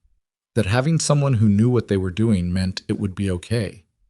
Abigail set the spatula down, turned around. "And there was no doctor last night," Hannah said. She looked up. Her eyes were very direct, more direct than usual. "And it was still okay." "It was still okay," Abigail confirmed. Hannah looked at her for a long moment. Something moved across her face that was neither the performed indifference nor the raw grief, but something else, something that was trying to find its name. "Thank you," she said. Simple. Quiet. Abigail turned back to the stove. "Eat your breakfast," she said, because she didn't know how else to receive it, and because the eggs were going to overcook, and because some moments were too full to add anything to. Elias came down while they were eating. He looked at the food on the table with the slightly uncomprehending expression of a man who has been awake all night and isn't yet sure what he's looking at. Then he sat down and ate without speaking, which was fine. Nobody needed words right now. After a while he said, "She's asking for soup." "Good sign," Abigail said. "She can have broth first. See how she holds it." "I'll tell her." He didn't move yet. He had his hands around his coffee cup and he was looking at the table, and then he looked up at Abigail with a directness that was unusual for him, that had something unguarded about it. "I don't know what I would have done," he said. He didn't finish the sentence. She didn't need him to. "You would have managed," she said. "Maybe." He looked back at his coffee. "But you were here." She said nothing else. because that was in fact the whole of it. She'd been here. She'd done what she came to do, which was to be steady when things weren't, which was to stay. Later that afternoon, when Violet was awake enough to sit up and take broth, June climbed onto the bed beside her with the quilt and a picture she'd drawn. Crude, colorful, inexplicable in its details, but clearly meant to represent something cheerful. She pressed it into Violet's hand with the gravity of an official presentation. Violet looked at it. "What is it?" "You," June said. "Getting better." Violet studied it. In the doorway, Abigail was leaning against the frame, watching. "She's got 3 heads," Violet said. "One's me," June said, "and one's Abigail." Violet looked at the drawing again, then at the doorway, then back at the drawing. She didn't say anything for a moment. "Okay," she said finally, and she held the picture carefully, the way you hold things you intend to keep. The storm that had been hanging over the valley all week released itself fully that night, as if it had been waiting for the fever to pass before going to the effort. The snow came in earnest, the kind that was serious about itself, piling against the windows and bending the fence posts. Inside, the 5 of them were in the kitchen with the stove pushed hard and the lamps going, and Violet installed in the chair by the fire, wrapped in everything soft the house contained. Hannah was reading aloud from the book she'd found on the shelf. Something frontier, something with horses and weather and people crossing difficult ground, reading in a voice that was steady and clear. And Violet was listening with her eyes half closed, and June had fallen asleep against Elias's arm on the bench, and Abigail was finishing the coat repair she'd started weeks ago in the same chair. Outside, the storm announced itself to the mountains. Inside, nobody moved. Nobody needed to. Winter released its grip on Boone Valley the way it always did, reluctantly and in stages. March came with the quality of a long argument winding down, the snow pulling back from the lower pastures first, then retreating up the slopes inch by inch over 3 weeks until the mountain passes showed bare rock in their centers, and the ranch hands started talking about the trail again in practical terms rather than theoretical ones. Abigail noticed the change in Elias before the snow finished going.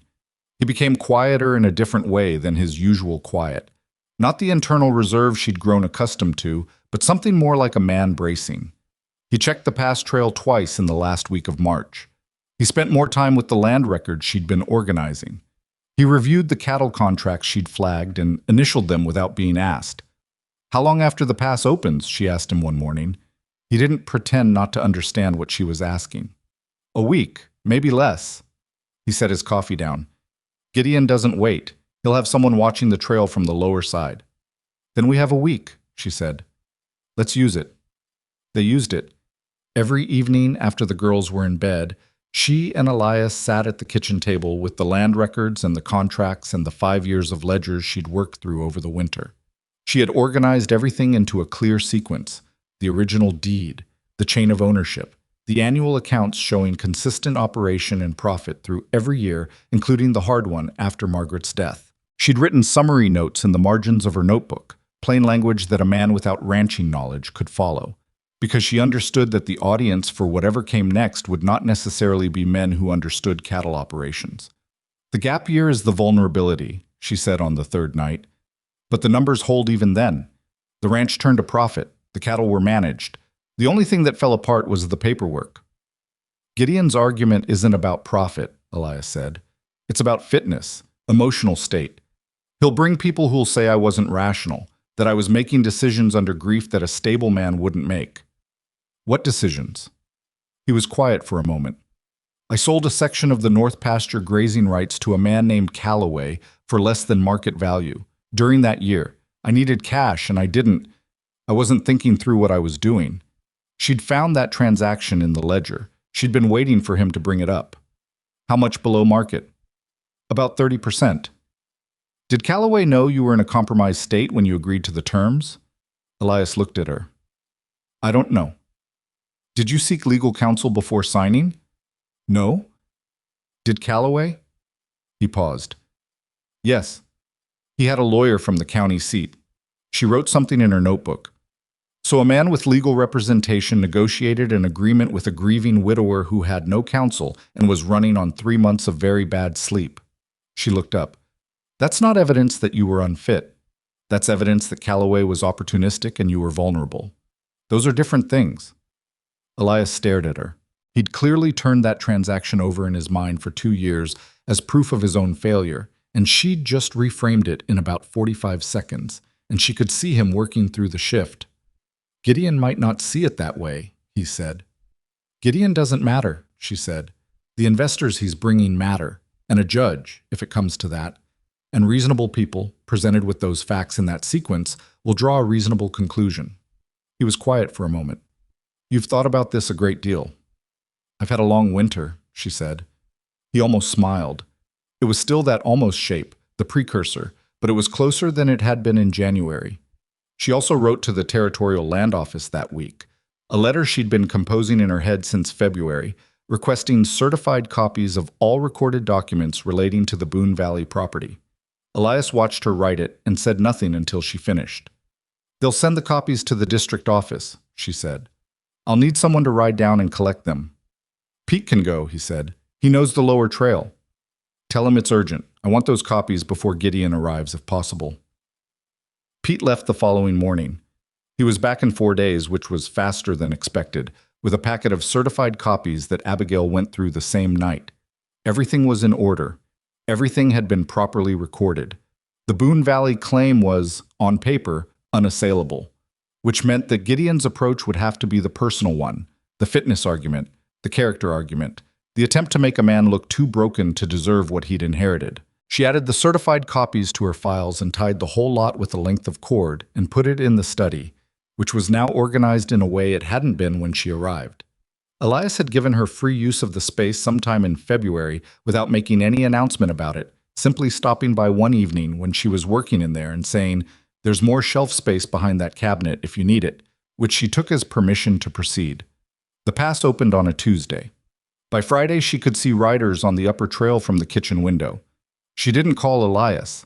She went and found him in the barn, where he was working on a piece of harness with Pete, and she said, "They're coming down the north trail. I can see at least 4 horses." Pete looked at Elias. Elias set down the harness. "How far out?" he asked. 2 hours, maybe less. She paused. "Gideon's the one in front. I can't tell the others from this distance." Pete said something under his breath that she didn't ask him to repeat. "Get the hands together," Elias said to Pete. "Not armed, not hostile, just visible. I want it clear we're fully operational up here." He looked at Abigail. "The documents?" "In the study. Ready." He nodded once. His face had gone to that controlled stillness that she recognized now as his serious register. Not cold, not distant, but everything turned down in service of thinking clearly. She went back to the house. Hannah was at the kitchen window. "Who are they?" Hannah asked. "Your Uncle Gideon and some others." Hannah turned from the window. Her expression was guarded in a new way. Not the defensive armoring of the early months, but something grimmer. She knew, Abigail realized. She'd known this was coming, the way children in households know the things adults discuss only when they think the children can't hear. "He came once before," Hannah said. 2 years ago, after Mama died." She paused. "Papa didn't let him pass the entry." "That was then," Abigail said. "This time we'll let him in." Hannah looked at her sharply. "It's harder to accuse a man of being unfit when you're sitting at his table looking at his accounts," Abigail said, "and harder to do that to us." Hannah absorbed this slowly. Then she said, "What do you need me to do?" "Take your sisters upstairs when they arrive and stay there until I call you. Not because you're not capable of being here, because I need your father and me to be the ones in the room." Hannah's jaw tightened, the old reflex of resistance. Then she let it go. "Okay," she said, "but I want to know what happens." "You'll know everything," Abigail said. "I promise." Gideon Boone arrived with 3 men.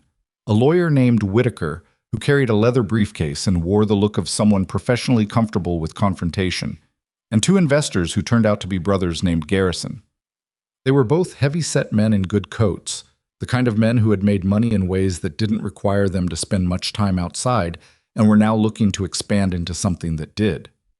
Gideon himself was a revelation. Abigail had constructed an image of him over the winter from Elias's spare descriptions, and the reality both confirmed and complicated that image. He was younger than she'd expected, late 30s, lean, with the kind of face that made a good first impression. He had Elias's coloring, but a different quality of attention. Where Elias's reserve came from depth, Gideon's came from calculation. He watched everything around him the way a man watches a game.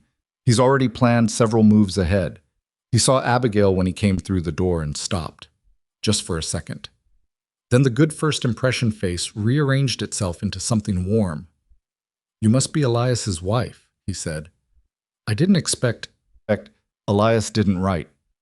"Elias doesn't write much," she said. "Come in out of the cold." She had the kitchen table set for all of them. Coffee, biscuits. She'd made them that morning, which was not a coincidence. A house where someone had made biscuits that morning did not look like a house in disorder. She was not above managing impressions. Elias came in from the yard while they were settling, and the greeting between the brothers had the texture of every complicated sibling history she'd ever witnessed. Surface civility, doing a great deal of work to maintain the structure over what was actually underneath. "Gideon," Elias said. "Brother," Gideon said. "You look well." "I am well."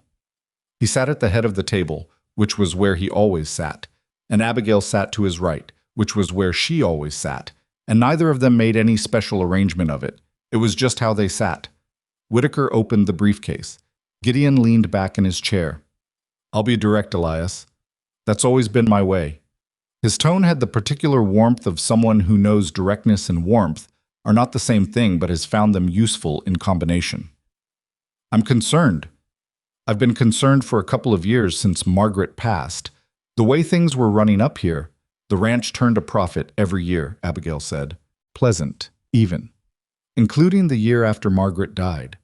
Gideon looked at her with the faint surprise of someone who hadn't expected the wife to speak first.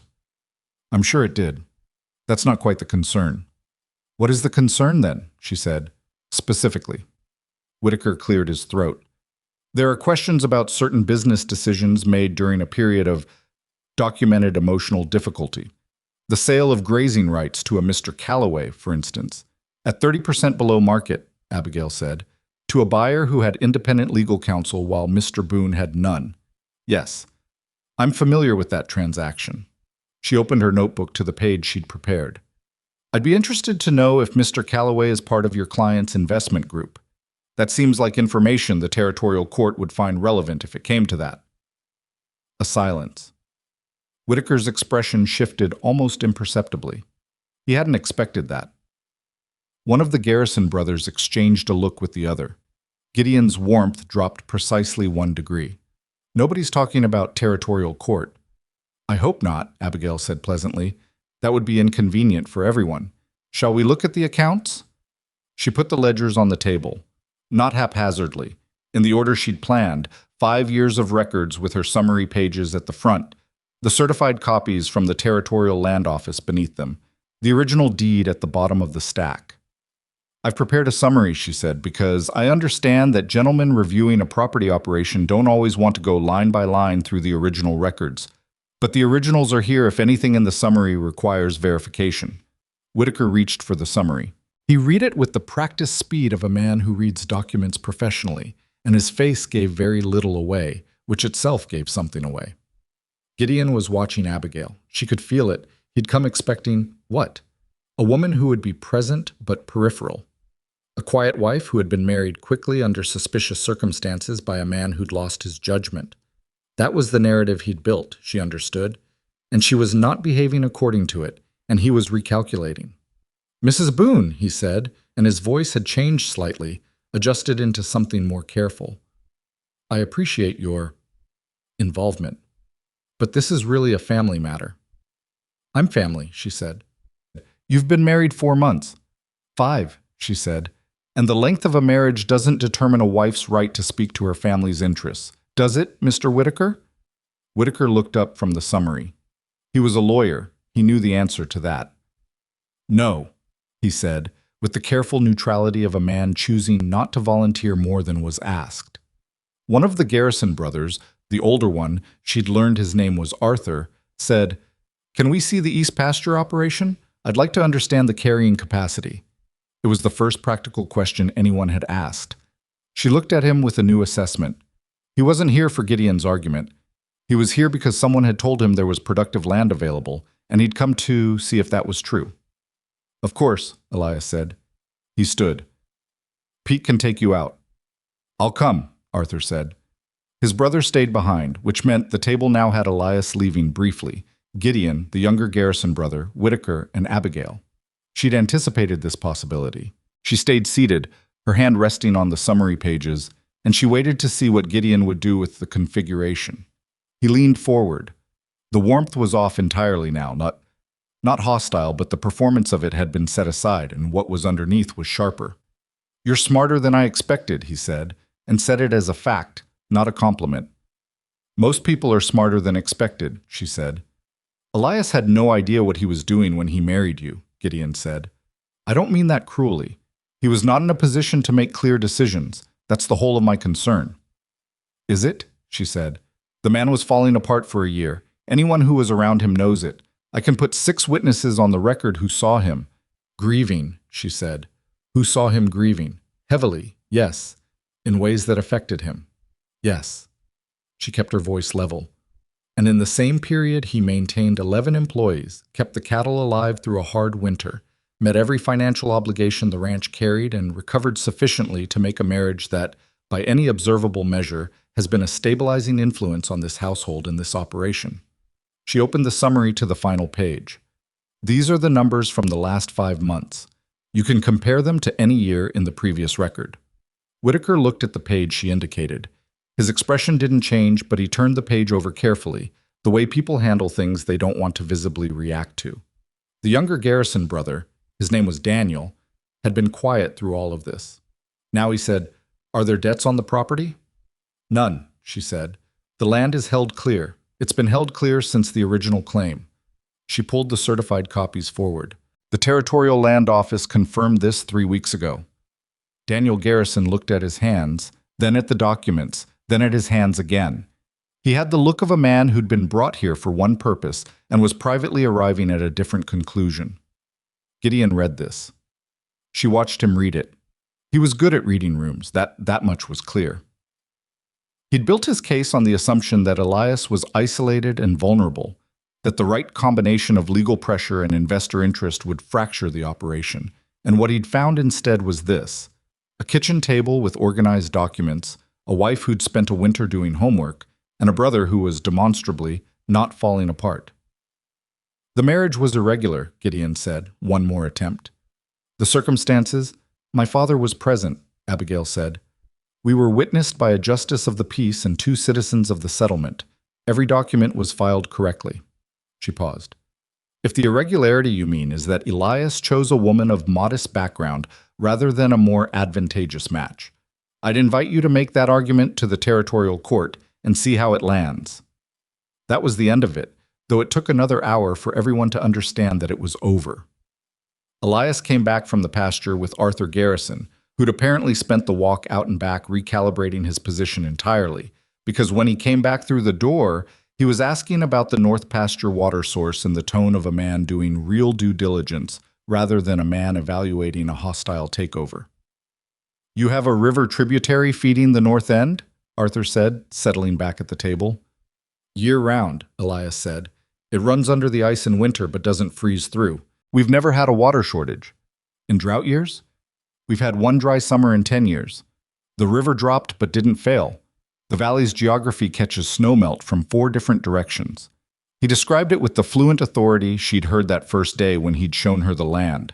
A man who knew his property not as a financial abstraction, but as a living thing he'd spent his life learning. Arthur Garrison listened carefully. He asked 3 more substantive questions. Then he looked at his brother Daniel, who gave him a small, nearly invisible shrug that said, The case we came to support is not the case that's here. Gideon watched this exchange.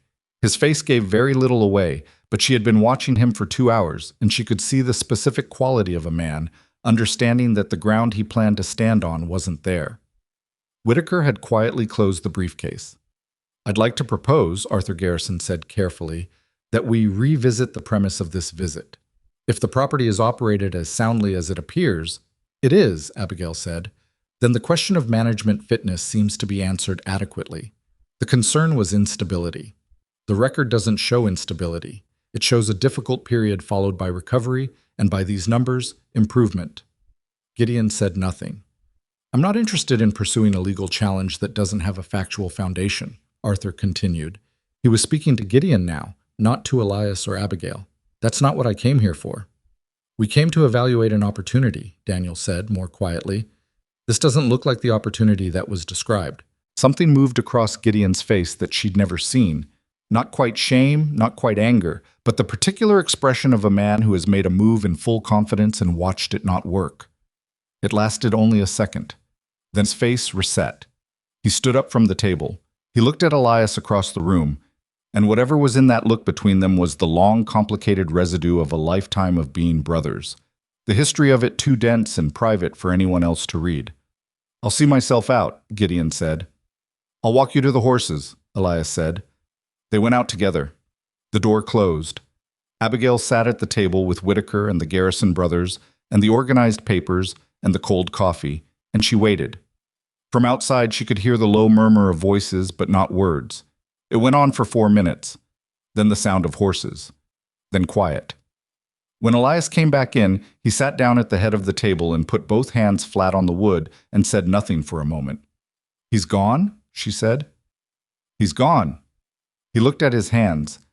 He said he was acting out of concern, that he thought the girls needed something more stable. He stopped. He also said you were wasted on a rancher. She raised an eyebrow.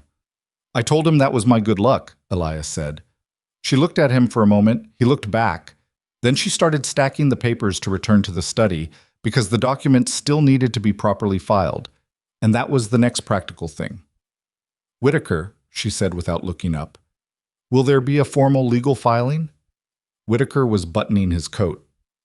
I see no grounds to advise one, he said carefully. The documented record is clear. He picked up his briefcase. He looked at her once, a quick assessing look of the kind that lawyers gave when they'd seen something they hadn't expected. Then he nodded and let himself out. The Garrison brothers lingered slightly. Arthur shook Elias's hand. Then he turned to Abigail and shook hers too, which she hadn't expected. If you ever consider outside investment in this operation, he said, a legitimate arrangement, we'd be interested in a conversation. I'll remember that, she said. They left. The room was quiet. Hannah appeared at the top of the stairs. She'd come as far down as she could go while staying technically upstairs, and she'd clearly heard most of it. Is it done? She asked. For now, Abigail said. Come down. Hannah came down the rest of the stairs slowly, trying to look like she hadn't been listening for an hour. She came to the kitchen table and looked at the organized papers and the ledgers and the certified copies, all the accumulated work of a winter. You knew what he was going to do, Hannah said. You knew before he got here. Your father told me in November, Abigail said. That gave us time to prepare. Hannah looked at Elias. He was still at the table. The tiredness of it settled into his face now that the need to hold it together had passed. He looked older, and also something else, something that was the opposite of the slightly formal distance she'd observed all winter. He looked like a man who'd just had something set down that he'd been carrying and hadn't quite figured out yet what to do with his own hands. Papa, Hannah said. She went to him and put her arms around him from behind, the way you hug someone when you're too old to do it from the front, but not willing to not do it at all. Elias put his hand over hers on his shoulder. I didn't say anything. Abigail picked up the stack of papers and carried them to the study and began returning them to their proper places on the shelf she'd organized in January. The valley outside was full of the particular quality of spring afternoon light, the kind that came low through the windows and made the dust motes visible and turned the edges of things golden. She heard June's feet on the stairs, the distinctive rapid pattering of a child who'd heard that the coast was clear and was arriving to confirm this personally. She heard June's voice asking something she couldn't make out, and Elias's answer, and Hannah's, and then June's short bark of a laugh at something. She filed the last document. She stood in the study for a moment with her hand on the shelf, looking at the organized row of records. Then she heard Elias at the study doorway. She turned. He was leaning against the frame with June hanging off his arm like a small, determined ornament, which he appeared not to notice. I owe you a considerable debt, he said. You don't, she said. Abigail, I didn't do it as a transaction, she said. I did it because it's my family too. She said it simply, not as a declaration, just as a statement of what was accurate. Whatever that's worth to you. He was quiet for a moment. June was watching both of them with her head tipped sideways. It's worth a great deal, he said. Also simply. Also just as a statement of what was accurate. June said, "Can we have supper now?" With the magnificent timing of a 5-year-old who had waited long enough for the adults to finish their conversation. Elias looked down at her. "Yes," he said. "We can have supper now." They all went to the kitchen, and Abigail started the stove, and Hannah set the table without being asked, and Violet came downstairs on her own for the first time in a week, still thin and still tired but present, and sat in her chair by the window with her sketchbook. She was drawing the kitchen again, the table, the people at it, the stove with Abigail's hands over it. Outside, the mountain evening came in the way it did. Slowly, with the peaks holding the last light longest, the valley filling with shadow while the sky above was still bright. The fire made the kitchen warm. The soup made the kitchen smell like rosemary. June knocked over her cup and nobody yelled. Hannah refilled it and went back to her seat. It was an ordinary evening, which was the thing Abigail had understood. All winter was the thing worth protecting. Not the land, not the money, not the legal standing. This. This specific ordinary evening, and all the ordinary evenings before and after it, was the thing worth protecting. She kept that thought quietly and didn't share it with anyone. Some things didn't need to be said to be known. Spring settled into Boone Valley. The way it always did, unevenly, with false starts and cold reversals. A week of warmth followed by 3 days of freezing rain that glazed the lower pastures and sent the cattle back to the sheltered ground. Abigail had learned by now not to trust the first warm week. The valley taught patience the way all hard places did, by making impatience expensive. Gideon's visit had left something behind, the way all confrontations do even when they're resolved. Not damage exactly, but a residue. The knowledge that the threat had been real, that someone had looked at Elias's life and seen only the year he'd fallen apart rather than the decade before it, and the recovery after. Elias didn't talk about it much.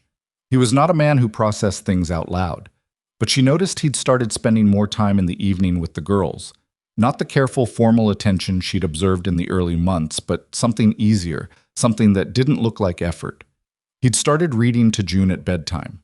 She didn't know when this had begun exactly, but one evening she passed the door of June's room and heard his voice in there, low and steady, June asking questions about every third line the way she did. And she stood in the hall for a moment just listening to the ordinary sound of it. The territorial court confirmation came in early May, delivered by a writer from the district office who also brought a letter that had been waiting at the lower post for 3 weeks. Abigail recognized the handwriting before she finished pulling it from the packet. Her father's handwriting. Unsteady in places, smaller than she remembered, but present. She sat on the porch steps and read it with the valley spread out in front of her, the cattle moving in the middle distance, the mountains still carrying snow on their upper thirds. He was well, he wrote, or well enough, which in her father's vocabulary was what he said when he was not entirely well but not willing to cause alarm. Clara Sims had been checking in. The cough was better in the warmer weather. He wanted to know how she was managing. He said, "I've been thinking about what you said when you left, that I'd be here in spring. I want you to know you were right to say it, even if we didn't know for certain. Some things are worth saying as true before they're proven." She read that sentence 3 times. Then she wrote back, 12 pages, which was more than she'd written anyone in years. The court confirmation was a single page of formal language that said, in summary, that the challenge to the Boone Valley property ownership had been reviewed and dismissed for insufficient grounds. Whitaker had apparently filed something technical and brief, and the district court had agreed with it. There would be no hearing. There was no case. She showed it to Elias at supper. He read it once, set it down, picked up his fork. "That's it then," he said. "That's it," she agreed. Hannah looked between them. "What does it mean?" "It means your uncle doesn't have a legal argument," Abigail said, "and the court agrees." Hannah absorbed this. "Will he try again?" Elias answered that one. "Probably not. Gideon is practical. He won't spend money on something that's already been decided." He paused. "He'll find something else to put his energy toward." "Will he come back?" Violet asked. She'd been listening from her end of the table, where she'd taken to sitting with her sketchbook propped against the edge even during meals, which was a habit Abigail had decided to permit, because the alternative was an argument about habit versus art, and she knew which one would win. Probably, Elias said honestly, but not for this. Violet nodded and went back to her drawing. June said, "Good," with a finality that closed the subject. The letter from Abigail's father had shifted something in her that the winter's business had been keeping in place through sheer necessity. With the legal threat gone, with the pass open, with the valley moving into its productive season, the distance between her and Harlan's Crossing became something she could actually feel rather than just manage. She missed her father in the specific physical way of people who've spent their lives near someone and then aren't anymore. An absence that had a shape and a weight, and sometimes appeared without warning in the middle of unrelated moments. She mentioned it to Elias one morning, not as a request, just as an honest statement of the thing that was true. They'd been doing more of that over the winter. Honest statements of true things, in the way of people who have found that this is more efficient than any alternative. "I want to go see him," she said, "when the trail is reliable enough for a wagon." He looked up from the ledger.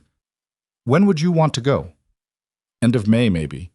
When the pass is fully clear." He was quiet for a moment. She could see him thinking through the logistics, the ranch, the timing, the distance. "I'll take you," he said. She shook her head. "You don't need to." "I want to meet him," Elias said. Simple. Not argued, just stated. She looked at him.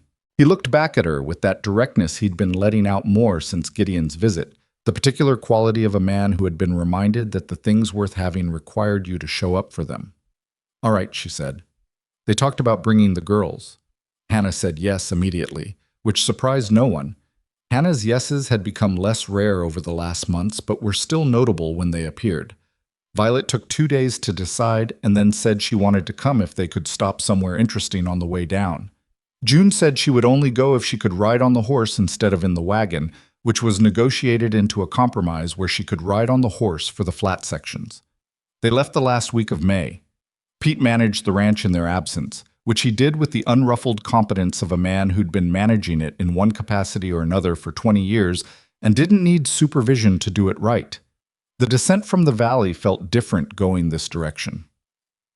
Abigail had come up the pass in late autumn with cold and uncertainty and everything unfamiliar, and she was going down now in spring with the mountains showing their green undersides and the girls behind her in the wagon and Elias beside her on the driver's seat. Same trail, different person making the trip in the ways that mattered.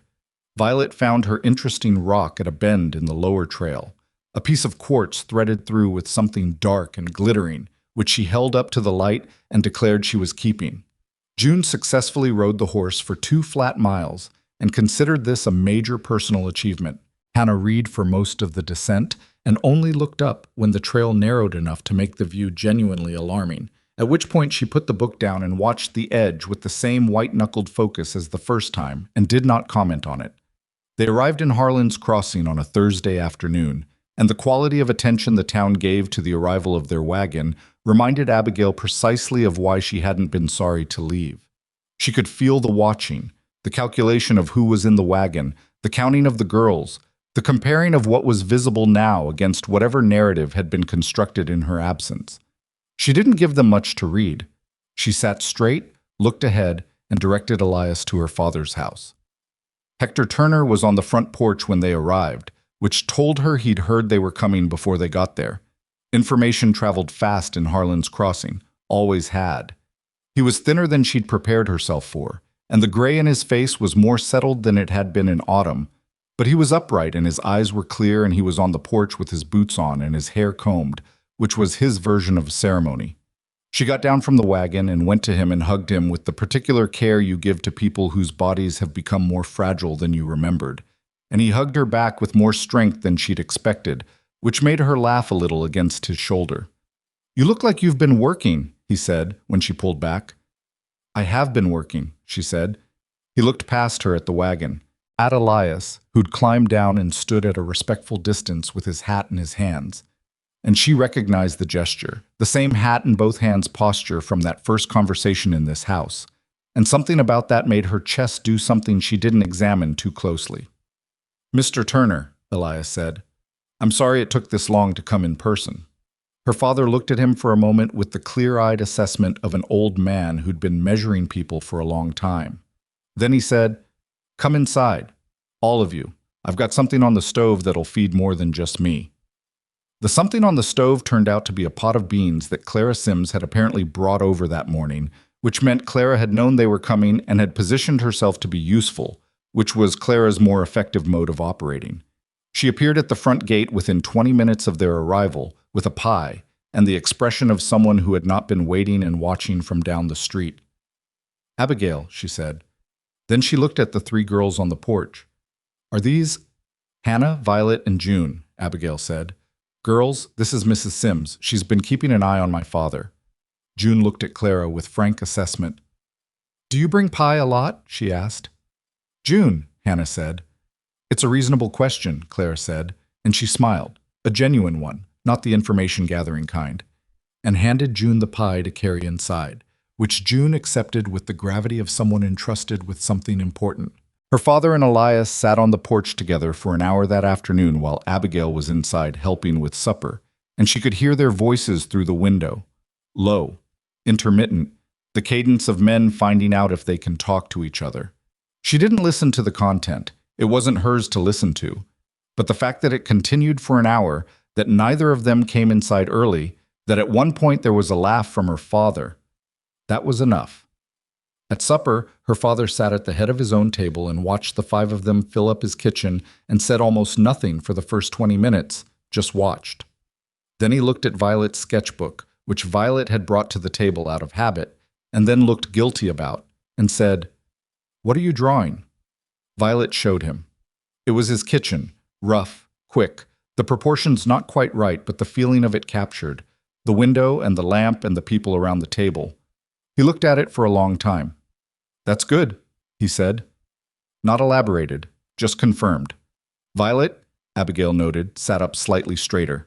After supper, while the girls were helping with washing up and Elias was back on the porch with her father, Abigail stood in the kitchen doorway and watched the scene that was happening in her father's house. Three girls she'd come to know over a winter in a hidden valley, moving around a kitchen they'd never been in before with the unconscious ease of children who had stopped being guests in her life and become something else. And she thought about how improbable all of it was. How many decisions had been made wrong for it to come out right. Her father's illness, which brought Elias to her door.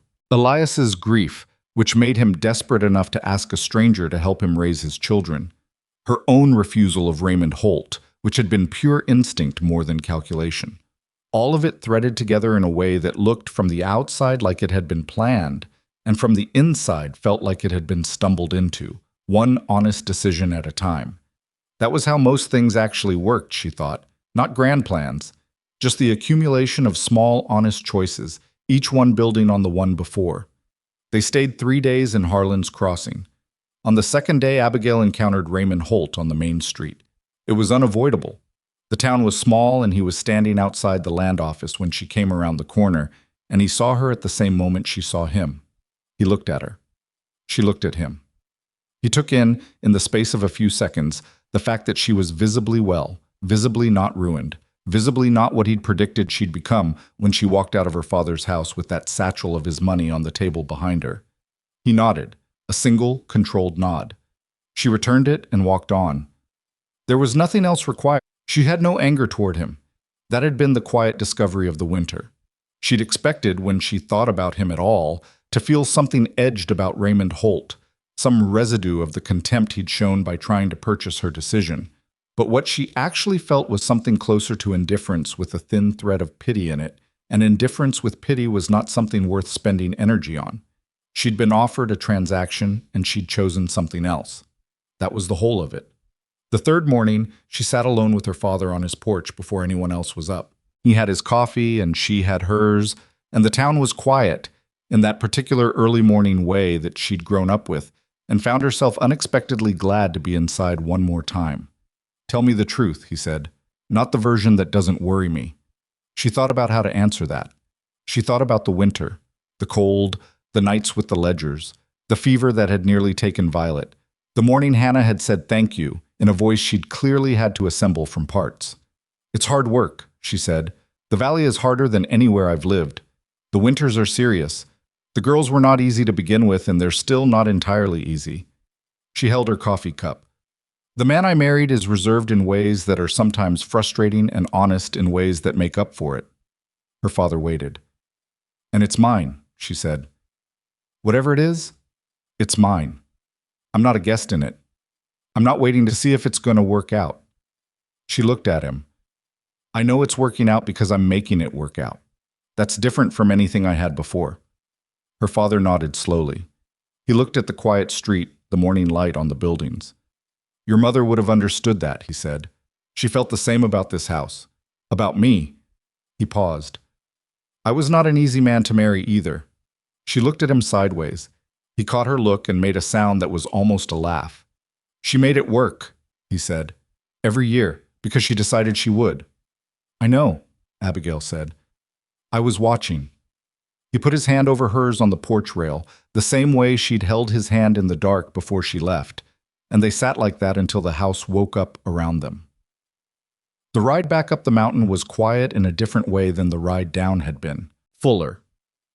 The girls slept in the wagon through the lower sections and were awake and watchful by the time the trail steepened, and when the valley came into view from the summit, that same enormous hidden basin, the cattle small from this height, the river glinting, the buildings of the ranch visible now in the spring green, Hannah said, from the back of the wagon. There it is. Not a question, not a declaration, just recognition. The sound of someone who has been somewhere long enough to call it something. The summer came in hard and productive. The cattle were fat on the spring grass. Pete and the hands ran the north pasture rotation Abigail had helped Elias redesign over the winter based on what she'd read in the land records about the old grazing patterns. It worked better than the previous arrangement. She didn't make a thing of this, but Pete mentioned it to Elias, and Elias mentioned it to her, and she absorbed the information and moved on. She received 2 more letters from her father over the summer, both of them longer than is usual, both of them carrying the specific quality of a man who had decided to say more than he usually did while the opportunity was available. She wrote back equal length. She kept his letters in the front of her notebook with the letter she'd written him in the dark of January that she'd never been able to send. Hannah turned 14 in July. They made a cake, lopsided because June insisted on helping and her contributions to the structural integrity were enthusiastic rather than precise. And Elias produced from somewhere a book that Hannah had mentioned once in passing back in March, and clearly not expected anyone to remember.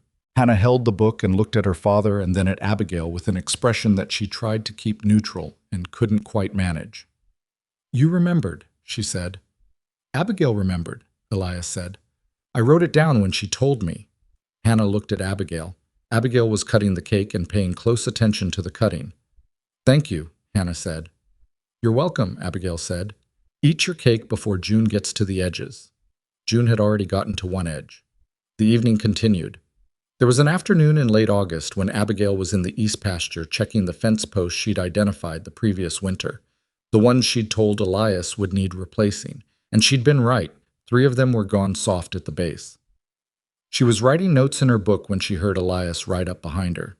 He dismounted and came to look at what she was marking. He didn't say anything for a moment, just looked at the posts. You told me about these in October, he said. I did.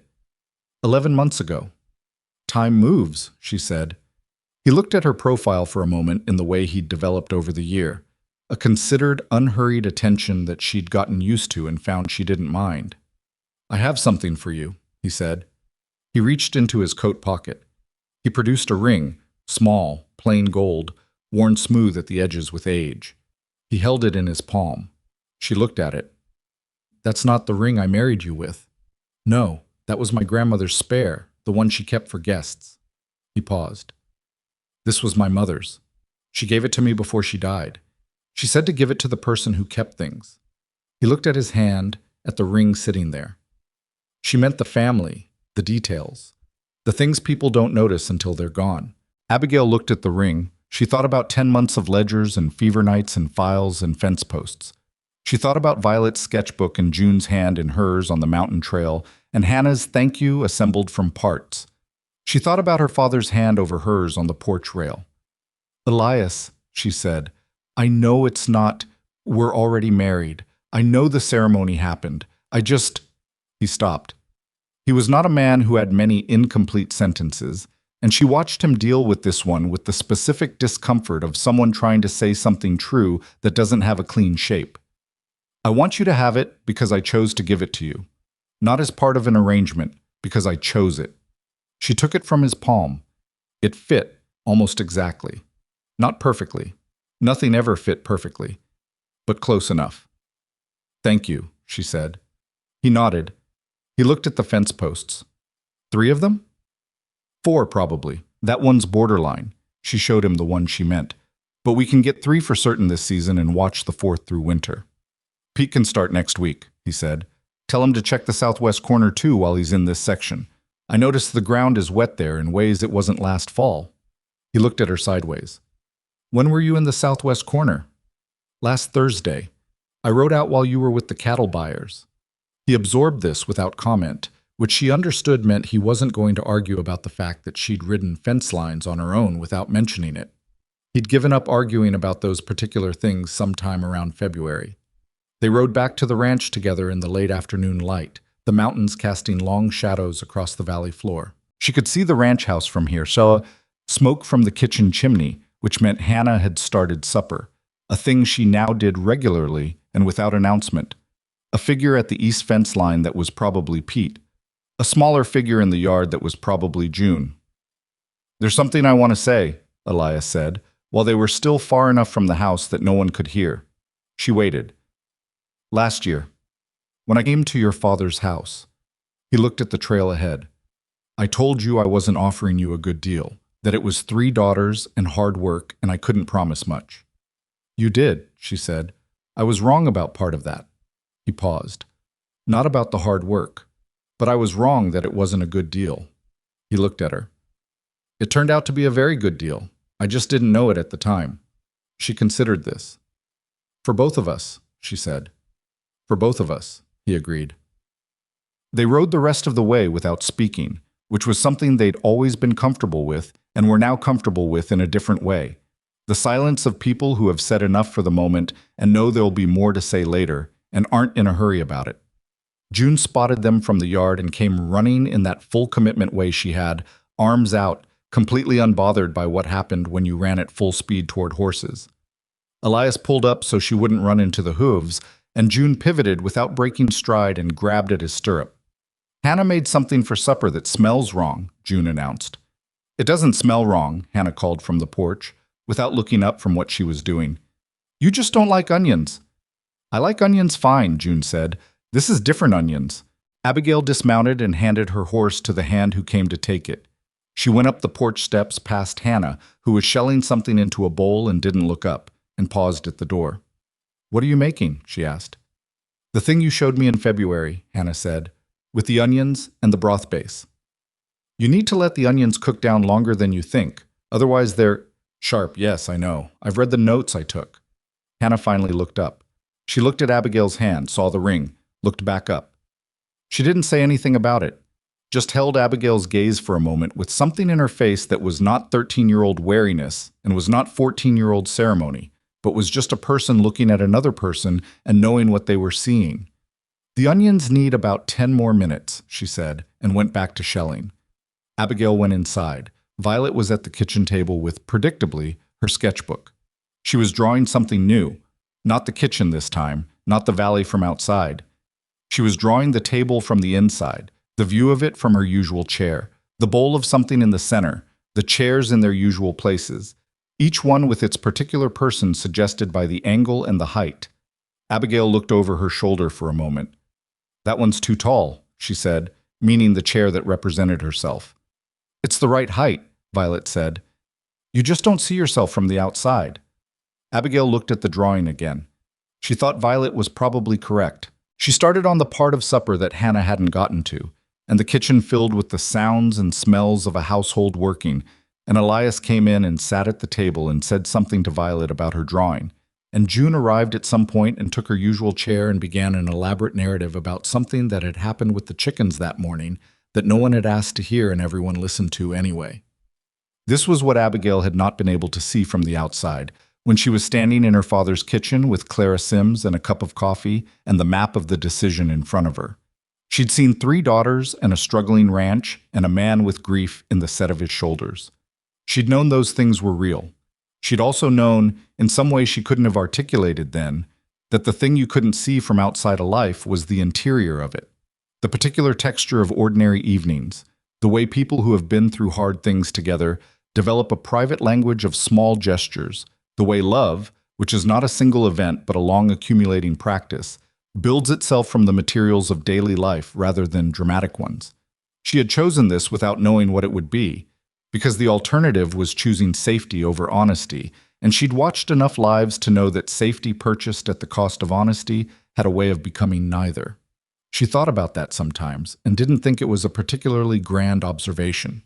It was just something she'd worked out from watching her parents and then watching herself. What she knew now, after a year in the valley, was this. The people who loved you through difficulty rather than beside you during ease were the ones who actually knew you. Hannah, working through her grief by making things difficult, and then slowly, grudgingly, choosing to stay anyway. Violet, measuring the odds constantly and deciding each time that the odds were acceptable. June, who had never needed to measure odds because she had the particular grace of the very young, who chose to love before they understood the risk of it. And Elias, who had offered her nothing and turned out to offer everything he had.